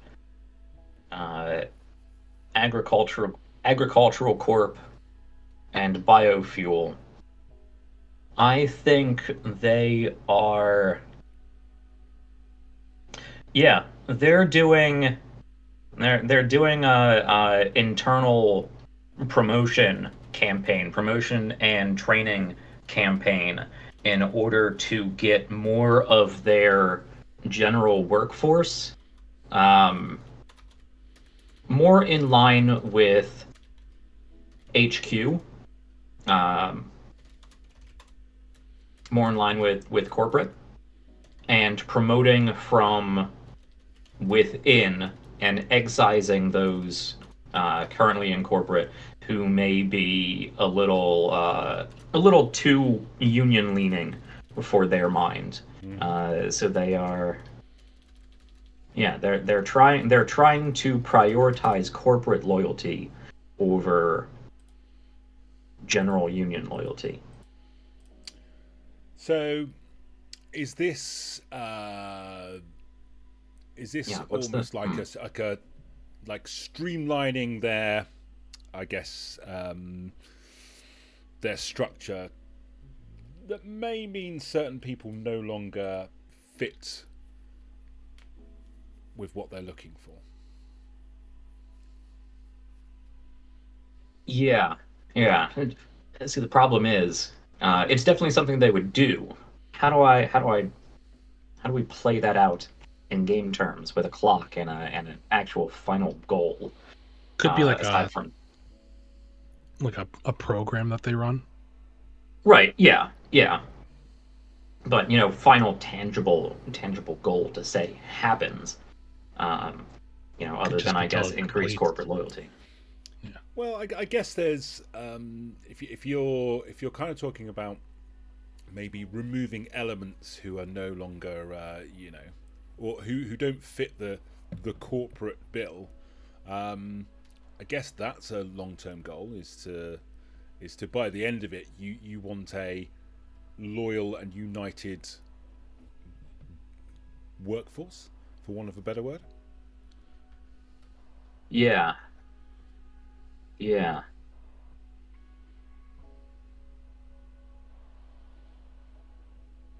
Would it result in people losing their jobs, or perhaps being demoted? Okay. Yeah, so there would be a reshuffling of corporate. So there would be people at the top who are either fired or moved down. There would be people at the bottom who are being moved up in order to move individuals who are loyal to other corporate exec individuals, as opposed to loyalty to the company as a whole, and definitely more than loyal to union and the community as a whole. Okay. We're playing corporate wars now. Yes, corporate reshuffle. Okay, I like that. Yeah. How long is that going to take, do you think? I think that's actually a pretty swift process, really. I think 3 weeks would about do it.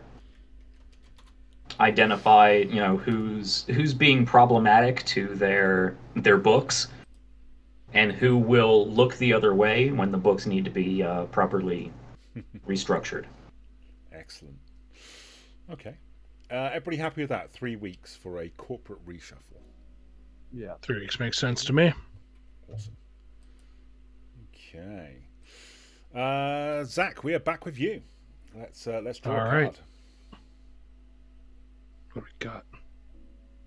Okay, this is the card that I needed to pull out because it's the 7. What do we got here? Jack of Spring. You see a good omen. What is it? Or you see a bad omen. What is it? Hmm.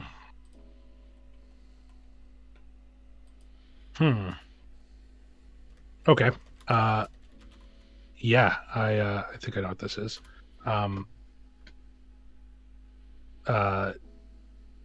There is a solar event that happens. It's a good omen, and it's essentially all the astral bodies that are visible in the sky line up very clearly. So it's the 2 moons on either side of the sun. So the sun is wedged between the 2. Visually speaking, at least. And it's rare. It doesn't happen often, but when people see it, it's like, oh, it's going to be like a good week. It's kind of like a good harvest. Good. It's just shuffled down over time. People get excited about it. I think this redoubles the effort on our friends over who are trying to get ready for their celebrations. And is it so? Is this something that people would know about? So it's a like a documented day, or does it just occur and people are like, oh wow, look at that? I think it shows up the same way that like people would know that it's coming. Yeah. Like they're technologically advanced society. Like they're like, oh shit, next week we're gonna have a linear sunset or something like that. Nice. But yeah, so moon on either side, sun in the middle.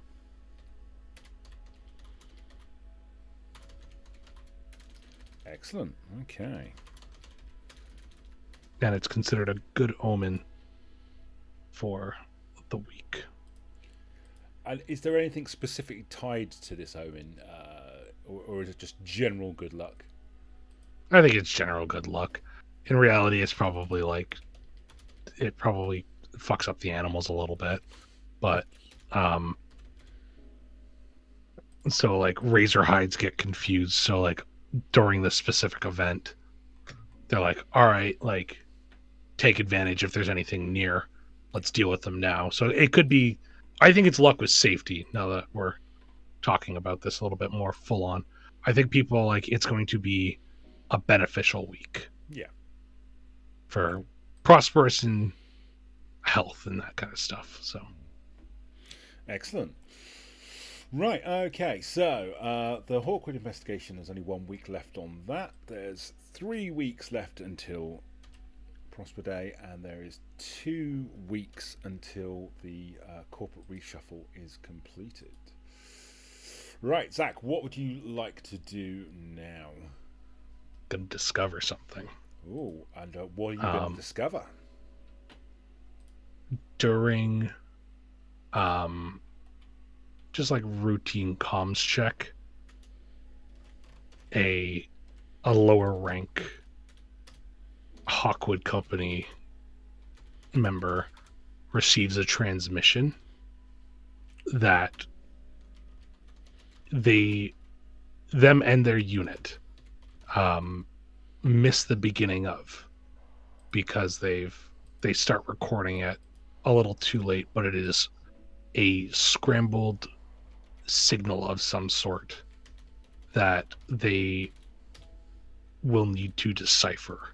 So it's some strange, it's in a cipher that they aren't familiar with, so it's not one of theirs. And I think when they speak to representatives from the other groups or anybody higher up, rumors get out, but other people can't match the signal either. It's something totally not of these factions. It's just a weird signal.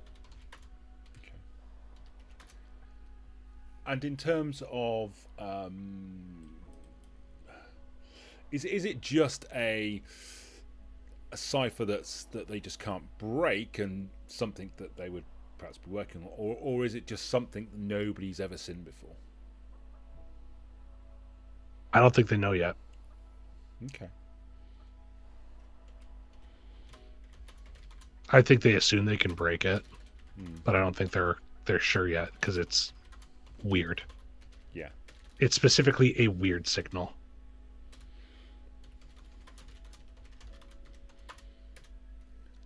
How does this make them feel? Unnerved. They're about security. They're here to get a grip on the planet. And so far as they've been here, it's just it's like the odds are fighting against them.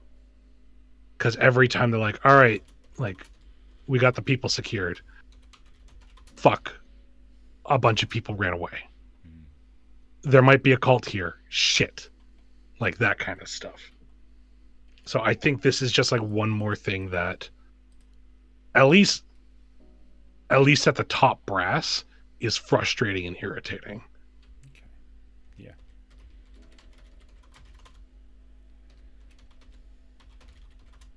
Okay. Cool. Awesome. Anything else to add to that? Not from me. Marvelous. Okay, moving on then. The Eye. Do you want to draw a card for us? Sure. The Four of Spring. I keep on having myself draw, and I don't want to draw. What important and basic tools does the community lack? Or where are you storing your food? Why is this a risky place to store things?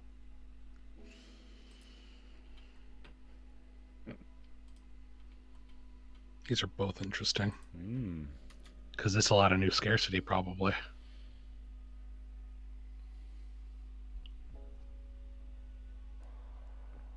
This one's hard.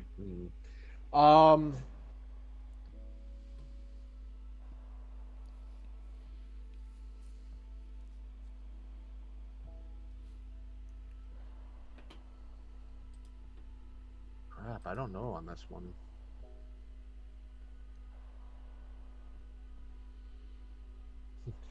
They just don't have enough Leathermans. I don't have any multi-tools. It's very rough. Very rough. This is a particularly difficult question to answer in Lancer because they just print what they need. Mm-hmm. Right. Yeah, should I skip this one and draw another one? I think, well, I mean, we know that they can print what they need, but I think you were saying earlier on, Jack, that they still got to have the raw materials to be able to print everything. So there'll be some things that they won't be able to print as much of because the raw material isn't there. Is that right? Yeah, but generally that wouldn't be basic tools. That would be more exotic materials, things that need heavier elements that, just aren't available naturally or in abundance. We're all out of spices. Everything's bland now. Yeah. There's no turmeric. The only thing that I could possibly think of is like the food, like the larger farms have to be like the really good agricultural areas where there's like good soil are like just outside the city, so they can be attacked by razorbacks, but that's like the only thing that's coming to mind. Yeah, that's kind of already established too. Yeah. I think I should draw a different card. Okay. If everybody's happy. Yeah, I'm not sure this card really fits. Yeah. Go for it. The King! A young boy starts digging into the ground and discovers something unexpected. He finds another artifact. An old man confesses second part of it. The old man confesses to past crimes and atrocities. Let's There you say, go. There's one for you. let's say that one of the old men here was a general for the fascist government when it existed, and That would have been 400 years before he was born. Damn it. Okay. okay. Could do he help the Celeste group out too? Past crimes and atrocities. Past crimes and atrocities. God,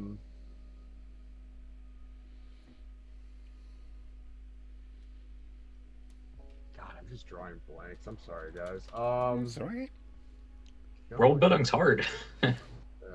It's okay. We all get performance anxiety sometimes.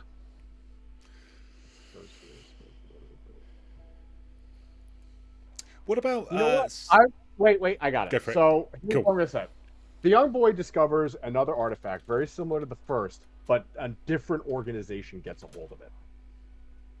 Hmm.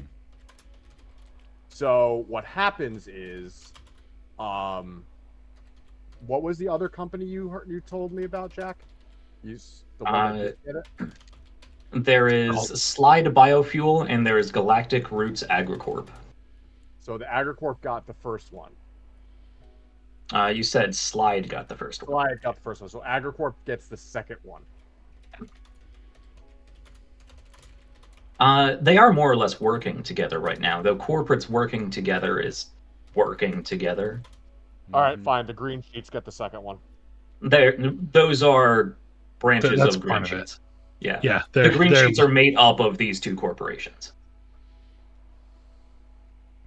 Fine. I'll go full-fledged. The cult gets a hold of the second one. Okay. Oh, thank you. Jack was praying. Oh no. And when you say similar, how similar is it?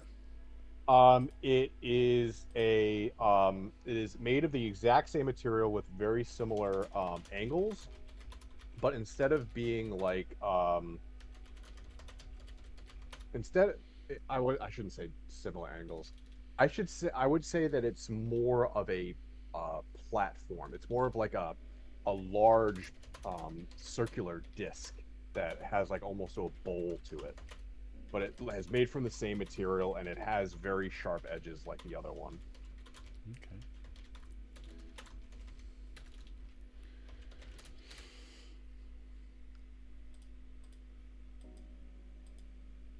And how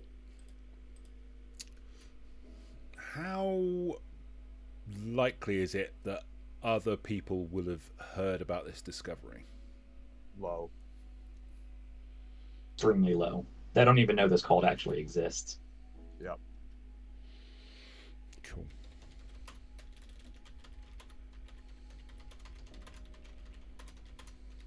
Okay. Anything else you want to add to that one? This one seems to suck light from the surrounding area.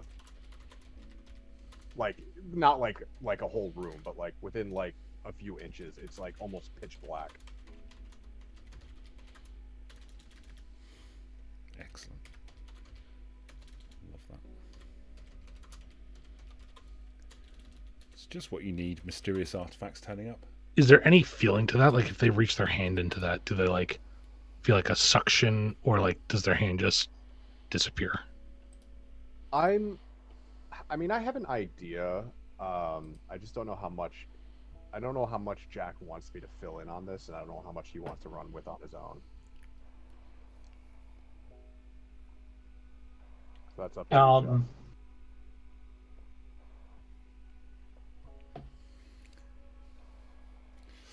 Should we leave it open for the moment? Yeah, let's leave it open. Let's let it ruminate this for a is bit. Yeah. This is a big fancy present you just given me. Yeah, I know. This is why you summoned me. Yeah. Oh, your Lancers are going to love this. Okay, so let's save those changes. Right, to our projects. So we are now in the position where the Hawkwood company's investigation has finished. Jack, what is the outcome of this investigation? The outcome of this investigation. Yeah, I think they discover a sort of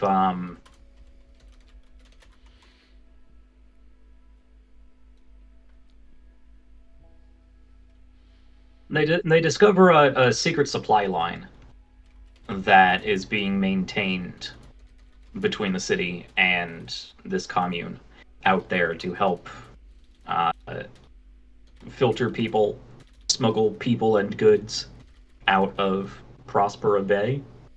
Ooh, so it's growing. So yeah, so potentially the community is growing, but that supply line has now been discovered. Meaning that the community has probably been discovered, and they might be working on infiltration or subversion elements.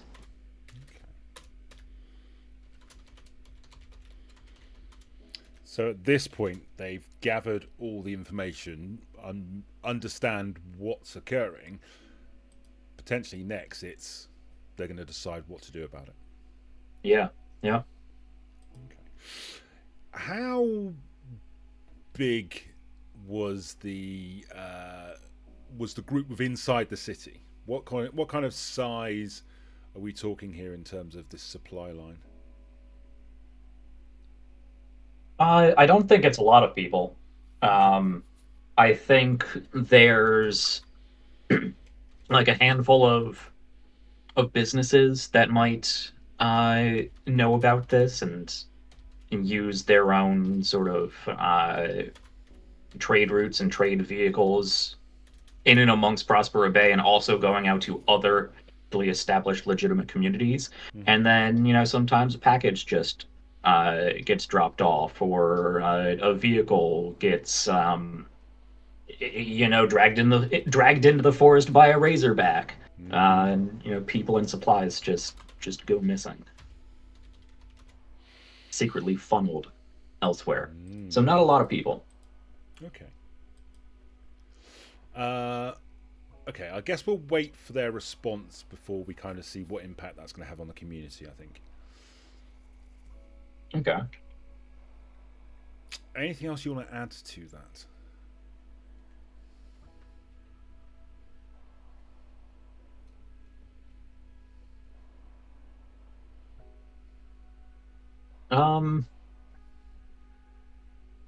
No, not yet. I think anything to be added will be future projects. Yeah, sure. Okay. We will move the other two along as well. So 2 weeks until Prosper Day and 1 week until our restructuring. And so the Eye, what would you like to do? Discover something, start a conversation, or start a new project? Start a new project. Okay, and what project would you like to start? With the discovery of this new artifact, the cult begins a massive recruitment campaign. Okay. I'm gonna veto that Damn it! if I can. Sorry.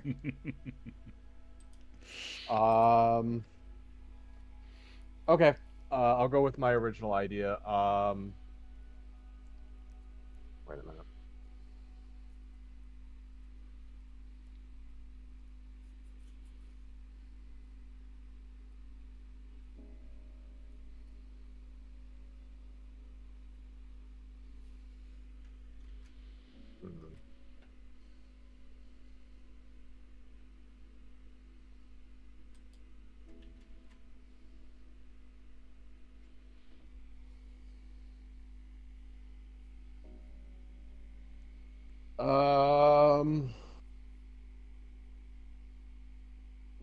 Yeah, I know I threw you off there, but I already know what this cult is and what they're doing. Okay. You just keep vetoing all my ideas, Jack.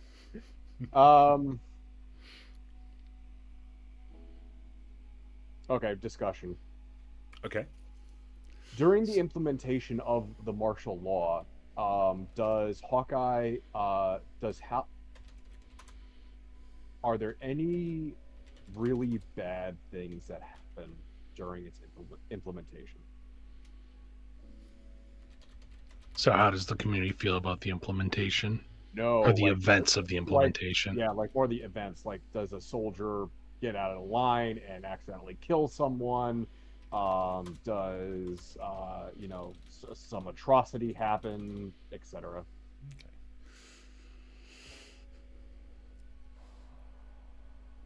Just trying to think how we phrase that as a question. Yeah, because it's community members discussing with community members. So I mean, what about just asking an open question about what have been your experiences of what did martial you hear? law? Yeah. Mm-hmm. Yeah. Okay. Zach, do you want to go first on that one? Yeah, sure, I can do that. It sucks. I work in the inner city. I need to rush back home. I've been taken to the ground a couple times. I've been fined. I've been hit. I thought these guys were here to protect us. And like, I get it. Like, things are scary right now. But this is gonna happen to me every week. I'm gonna have to leave my job. I don't want to do that.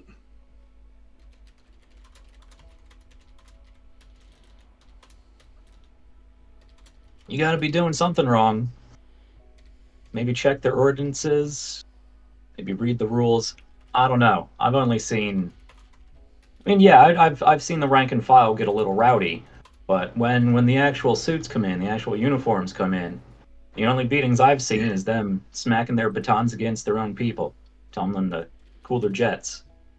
They're heavy-handed, sure, but I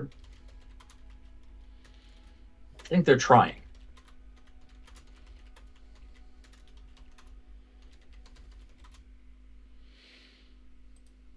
I like imagine this as like 3 people on their lunch break. Like that's how I see this. Like, Mike's gonna break that one. Do you want to give a closing statement, the eye? Yeah. what I'm your young. person says. I'm 16.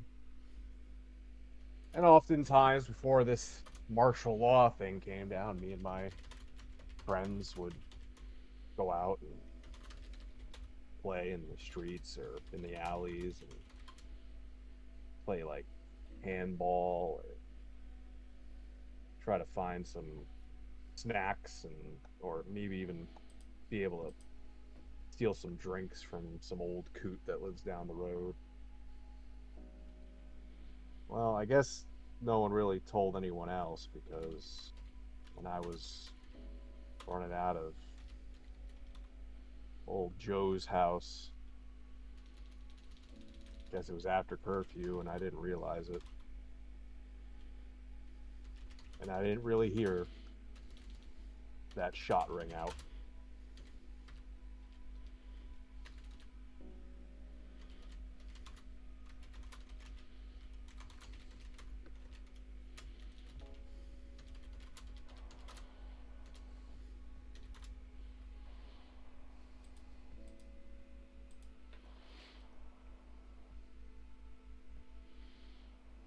What did you see? Well, after the shot rang out, I didn't see much of anything.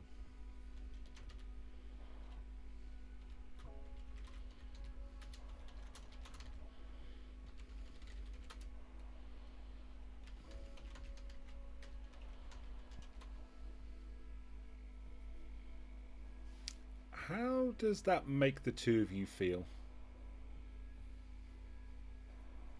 That some kid heard a gunshot? Well, the implication is that the kid got He's shot. blind now. Yeah, he's shot and blind now. Yeah. Shot blind. It's an interesting shot. Yeah. I don't know. You get shot, you bang your head. Mm, Well, you could go one of two ways with this. Either the kid died or the kid is in a coma now. mm. It's, a ghost soliloquy as opposed to a third party to this lunch break conversation. Okay. Yeah. No, let's make this sadder. It's two brothers at their younger brother's bedside Yeah. in the hospital. Oh. Nothing like the eye making things dark. I mean, there's no evidence that Hawkwood was involved. Kid was out at night, got shot. Shouldn't have been out at night. There was a curfew. Justified. We need more stringent. I mean, things are going to shit around here. People are printing weapons. People are leaving, and black market trade is increased. There's people arguing in the streets about this new factional divide here. Tensions are rising. I mean, yeah, maybe people should stay indoors at night. This is like a big brother who moved out, middle brother, little brother situation. How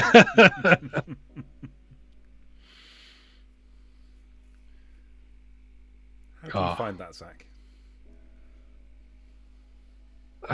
He's stuck in the middle. I'm stuck in the middle. I get that, like, things are tumultuous, but also, like, and, like, for the most part, I think that most of the community could say this, like, the intentions are good, but you can't keep every dog on a leash.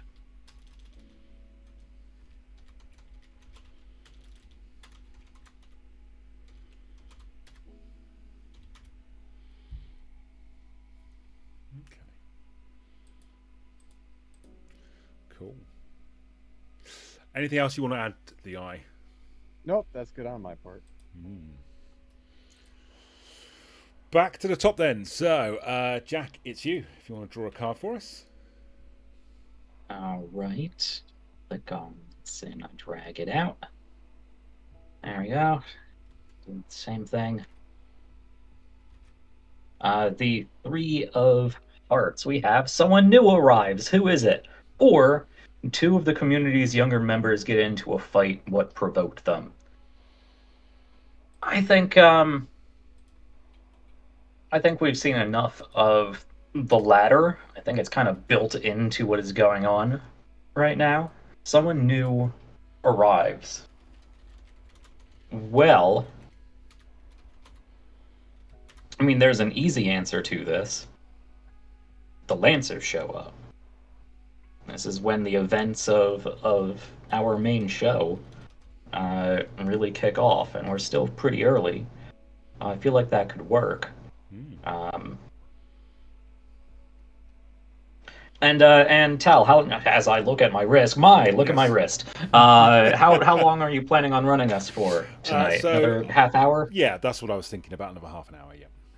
Yeah, so I think actually it's kind of a cheap out for this card, I'll admit, but I think the new people who arrive are our Lancers and their union support, administrative support group.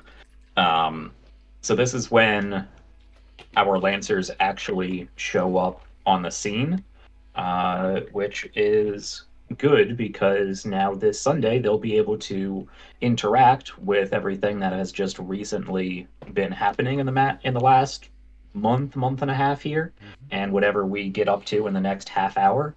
And I think the introduction of sorry, Zach, did you have something? Oh, I was gonna say, contend with? If my math has happened, it's Prosper Day. Oh, is it? Yes. It is okay. Indeed. Fun. I can work with that. No, I can definitely work with that. Okay. Yeah, so the Lancers showing up, I think there is sort of an immediate response of, Oh, whew. Union has finally showed up. They're finally giving us the assets we need. All of this factional politics can end. You know, the actual Union administration is here. And then it becomes, wait, they sent us 5 mercenaries who have been on the job for a handful of missions, and they're going to secure our star system? This is... I don't know whether to be more upset about these people showing up, these ragtag rim kids who think they're better than Navy officers, or the Hawkwood Company, who are kind of just the same thing. So it's a little positive, followed by a lot of squinty-eyed questioning. And Question. sorry. Oh, I was gonna say, I got a question about that, Jack. Do you think that like helps reinforce like across the city? Like it's like one like joint like, oh man, or is it like a little bit less like a little bit more divided? I mean, division is kind of the name of the game here on Inico for right now. I think the general population really was, okay, Union's here, and then, oh wait, I don't know if this is exactly, you know, they're sending us hand-me-downs here when we really needed, you know, new out of the box winter blankets or whatever.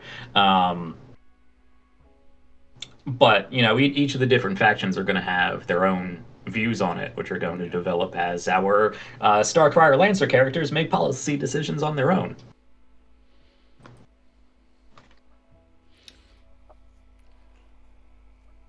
So, were they expected?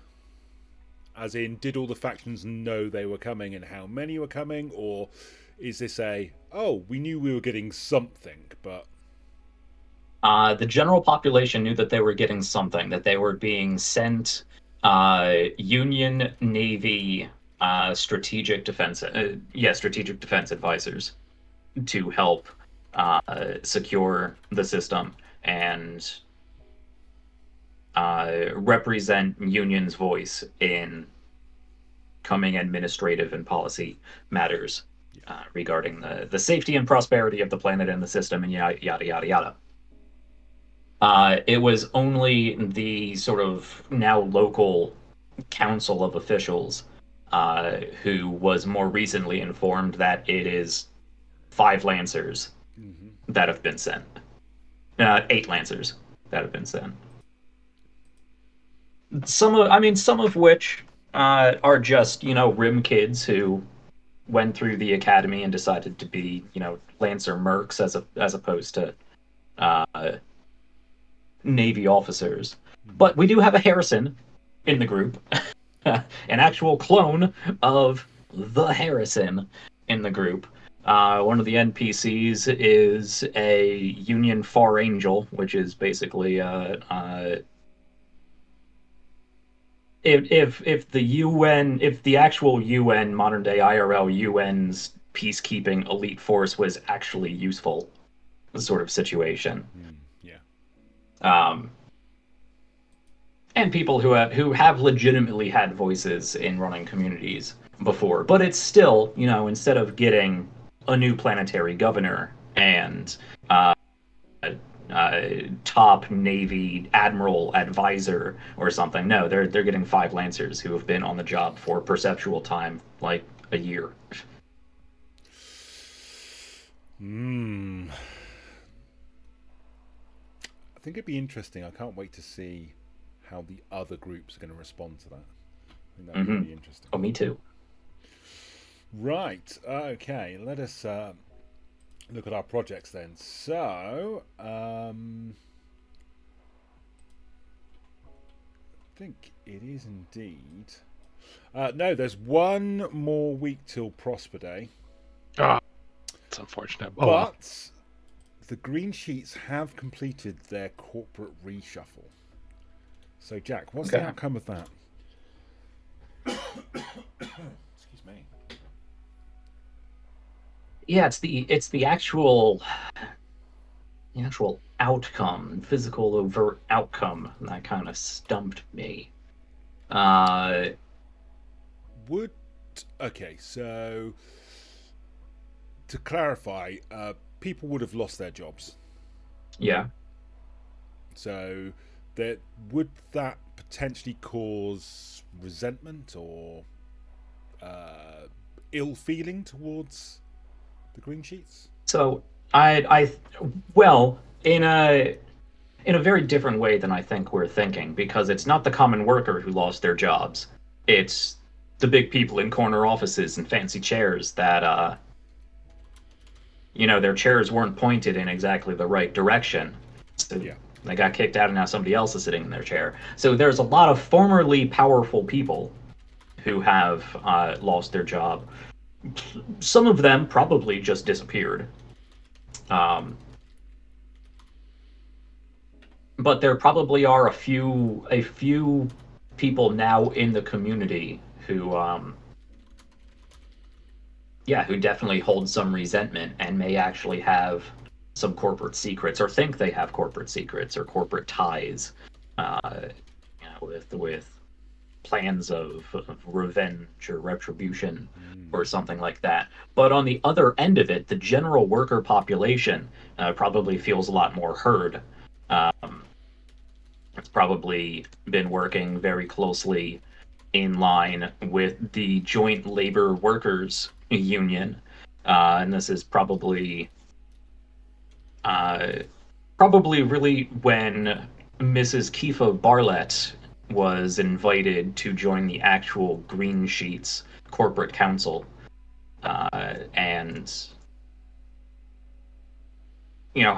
be a voice in creating General Green Sheets Consortium policy, which is going over real well with the general workers because now they feel heard and represented.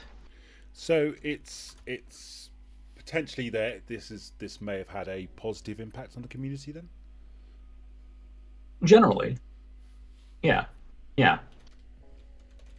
Except for maybe the people who think that that big corporate is getting a little too big, but we might be even a little early for that sentiment. Okay. Brilliant. Right. So that just leaves what you would like to do. So discover something, conversation, or start a new project.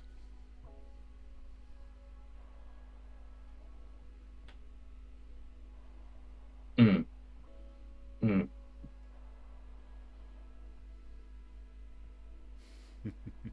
You can see the cogs. You can see the cogs whirling around in Jack's mind. Yeah, I mean that's kind of what I've been doing this whole time. Well, since this is all presents for me, like this is Christmas Day for me. So while other people are wrapping their presents and quickly trying to give them to me or trying to think about what they're going to buy me for presents, I'm over here like, ooh, let me play with this new toy, and then it gets to my turn and like, wait, I got to give myself presents. That's right. Okay. So. I think we're getting to the tail end here, and I don't want to. I really want to see what my players on Sunday are going to do with the things that have been going on here. I don't know if I want to influence any of them in a particular direction right now. So I think as far as a project, this is actually something that I was planning, actually. So as far as a project, the Hawkwood Company, in collaboration with the rest of the governing council here, has put together plans for 3 different types of system satellites.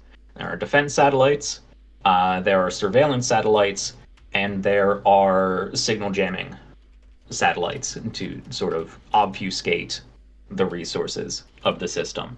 Unfortunately, because this is a biomass world and not a mining world and whatnot, and because of how these satellites will need to be programmed and work amongst each other, especially in order to get them deployed within a reasonable amount of time, they are mutually exclusive to each other. Okay. So our Lancers are going to have to decide whether they want defense satellites surveillance satellites or obfuscation satellites. So I would like to begin the actual project of gathering the materials and beginning to build the actual deployable frames for these system satellites. Okay. And I'm just going to go ahead and say that's a 6-week project. That takes a long time to do. Brilliant. Everybody happy with that?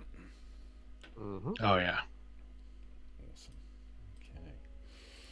Right then. So, Zach, it's you. My turn.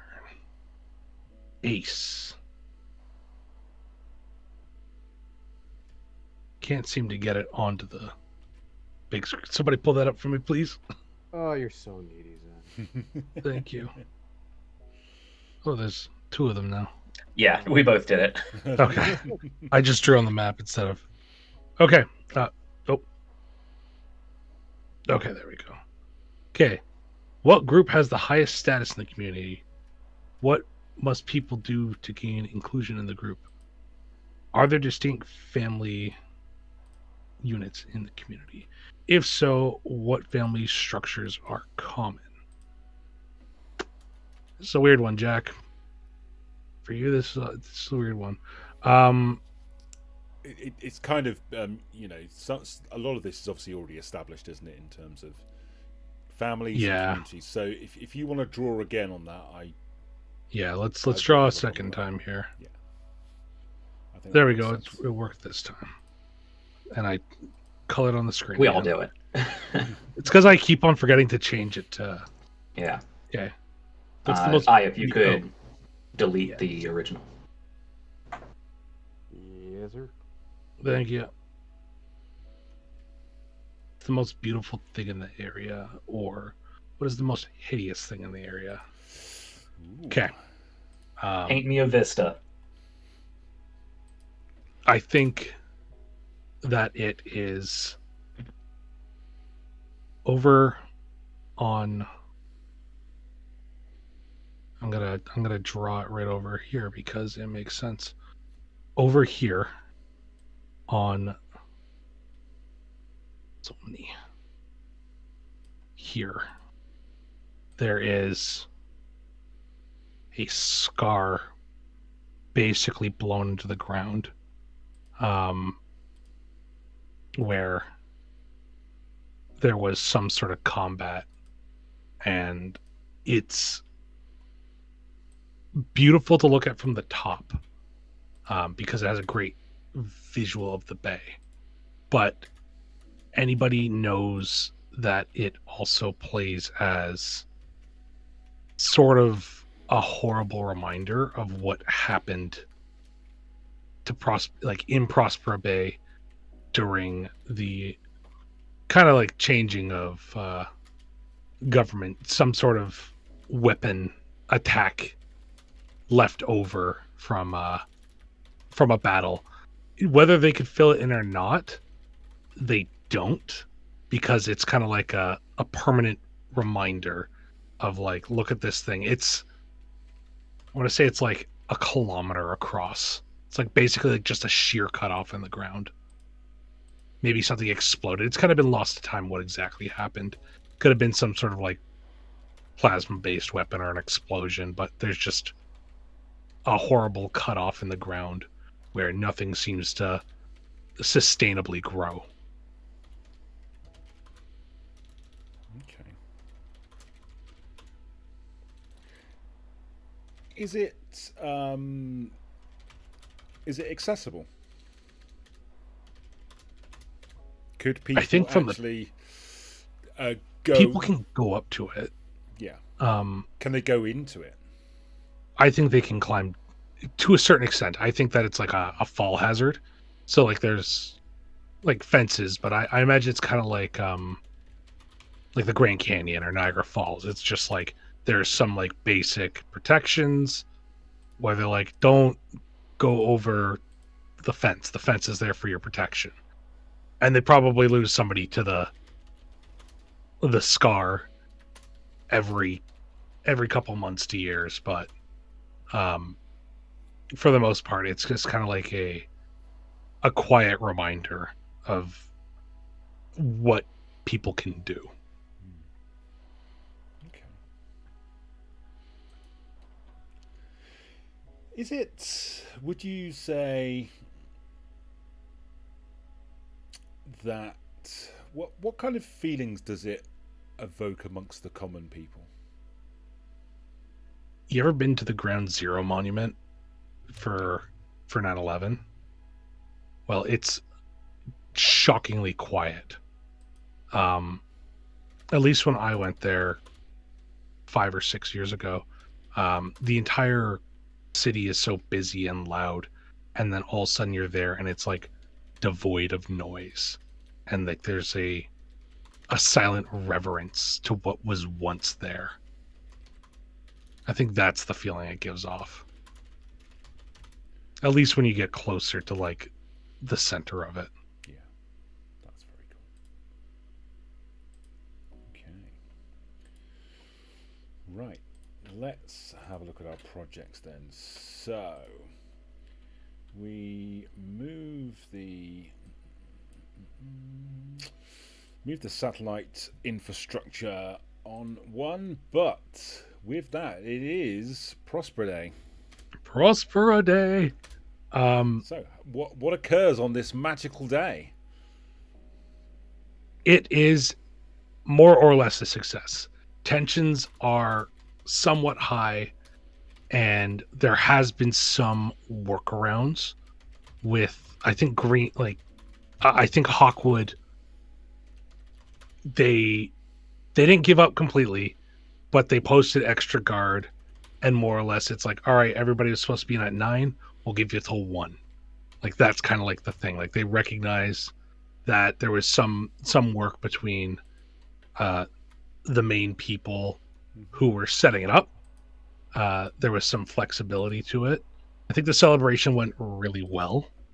And I think for some of the Hawkwood people, they kind of were brought into like not the fold, but like there was, at least for this weekend, a temporary feeling of like acceptance. It got rowdy in places, it always does, but I think that for the most part, there was no major upheavals. Tourism still happened a little bit. But other than that, it just was a solid success, though it did have an air of like slight tension to it, at least to start. How, so, what was the general mood, say, a couple of days afterwards? I think people were riding that high. I think they're like, this is what it can be. So there was like, hey, we did it once, maybe we can do it again. Excellent. Not enough to fix the unity disparity, but enough to give the common folk a feeling that it's possible.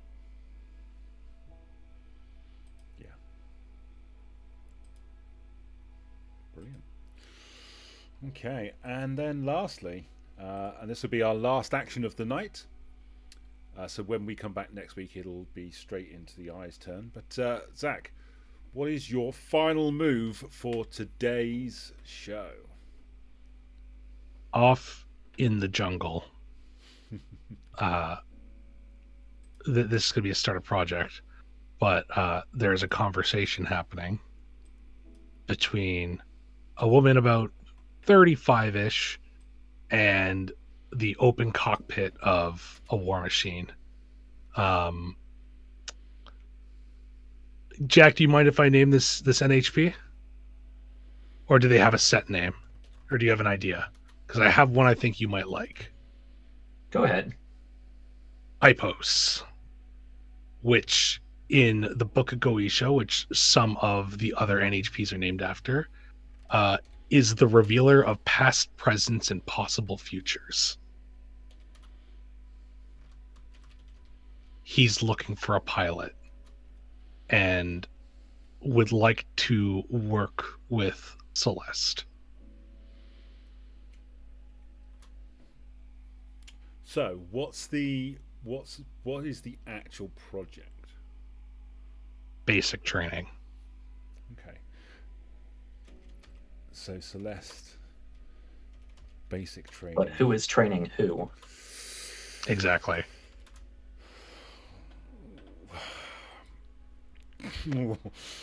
I think for them both to get the basics 4 weeks, and then for like the basics of basics, like we're having to constrict stuff because I know that Lancers actually train for years and years, but this is for them to get familiar with each other. Yeah, and with an NHP, actually having a human inside you is kind of redundant anyway. Yeah, but he's been gone or they've been gone for a long time. Yeah. Love it. Wow. That really does give us some things to draw on, doesn't it? That's amazing. The last thing we see is Celeste climb into the cockpit as it closes up. And all her supporters surrounding her. Exactly. The groups of people armed to the nail. Oh. They've started to make some sort of settlement. Oh, wow. Mm-hmm. Amazing. I don't know if she's good or bad. I just know that she doesn't trust what's going on in Prospera, so. Yeah. All right. Brilliant. That's very, very cool. I love that. And that everyone, that's all we've got time for today. But thank you so much. It's been really great fun. I thoroughly enjoyed it. And just the narrative coming out, it's going to lead to all sorts of interesting things. And you've got a lot of work to do there, Jack, I think. I'm going to be up all night. I will say a lot of Quiet Year, once you've done it once, it goes a lot faster. Yeah. After, like, now that we know the cycle. Yes. And we had our glitches, so we should be able to probably get through summer fall next week. Yeah. At least. Fantastic. Yes. And Unless Jack keeps telling me no. I only vetoed one thing. I vetoed one thing. Two things. You can't have your cult. I'm sorry. You can't have your cult and eat it too. Why not? What's the point of having a cult if you can't eat it?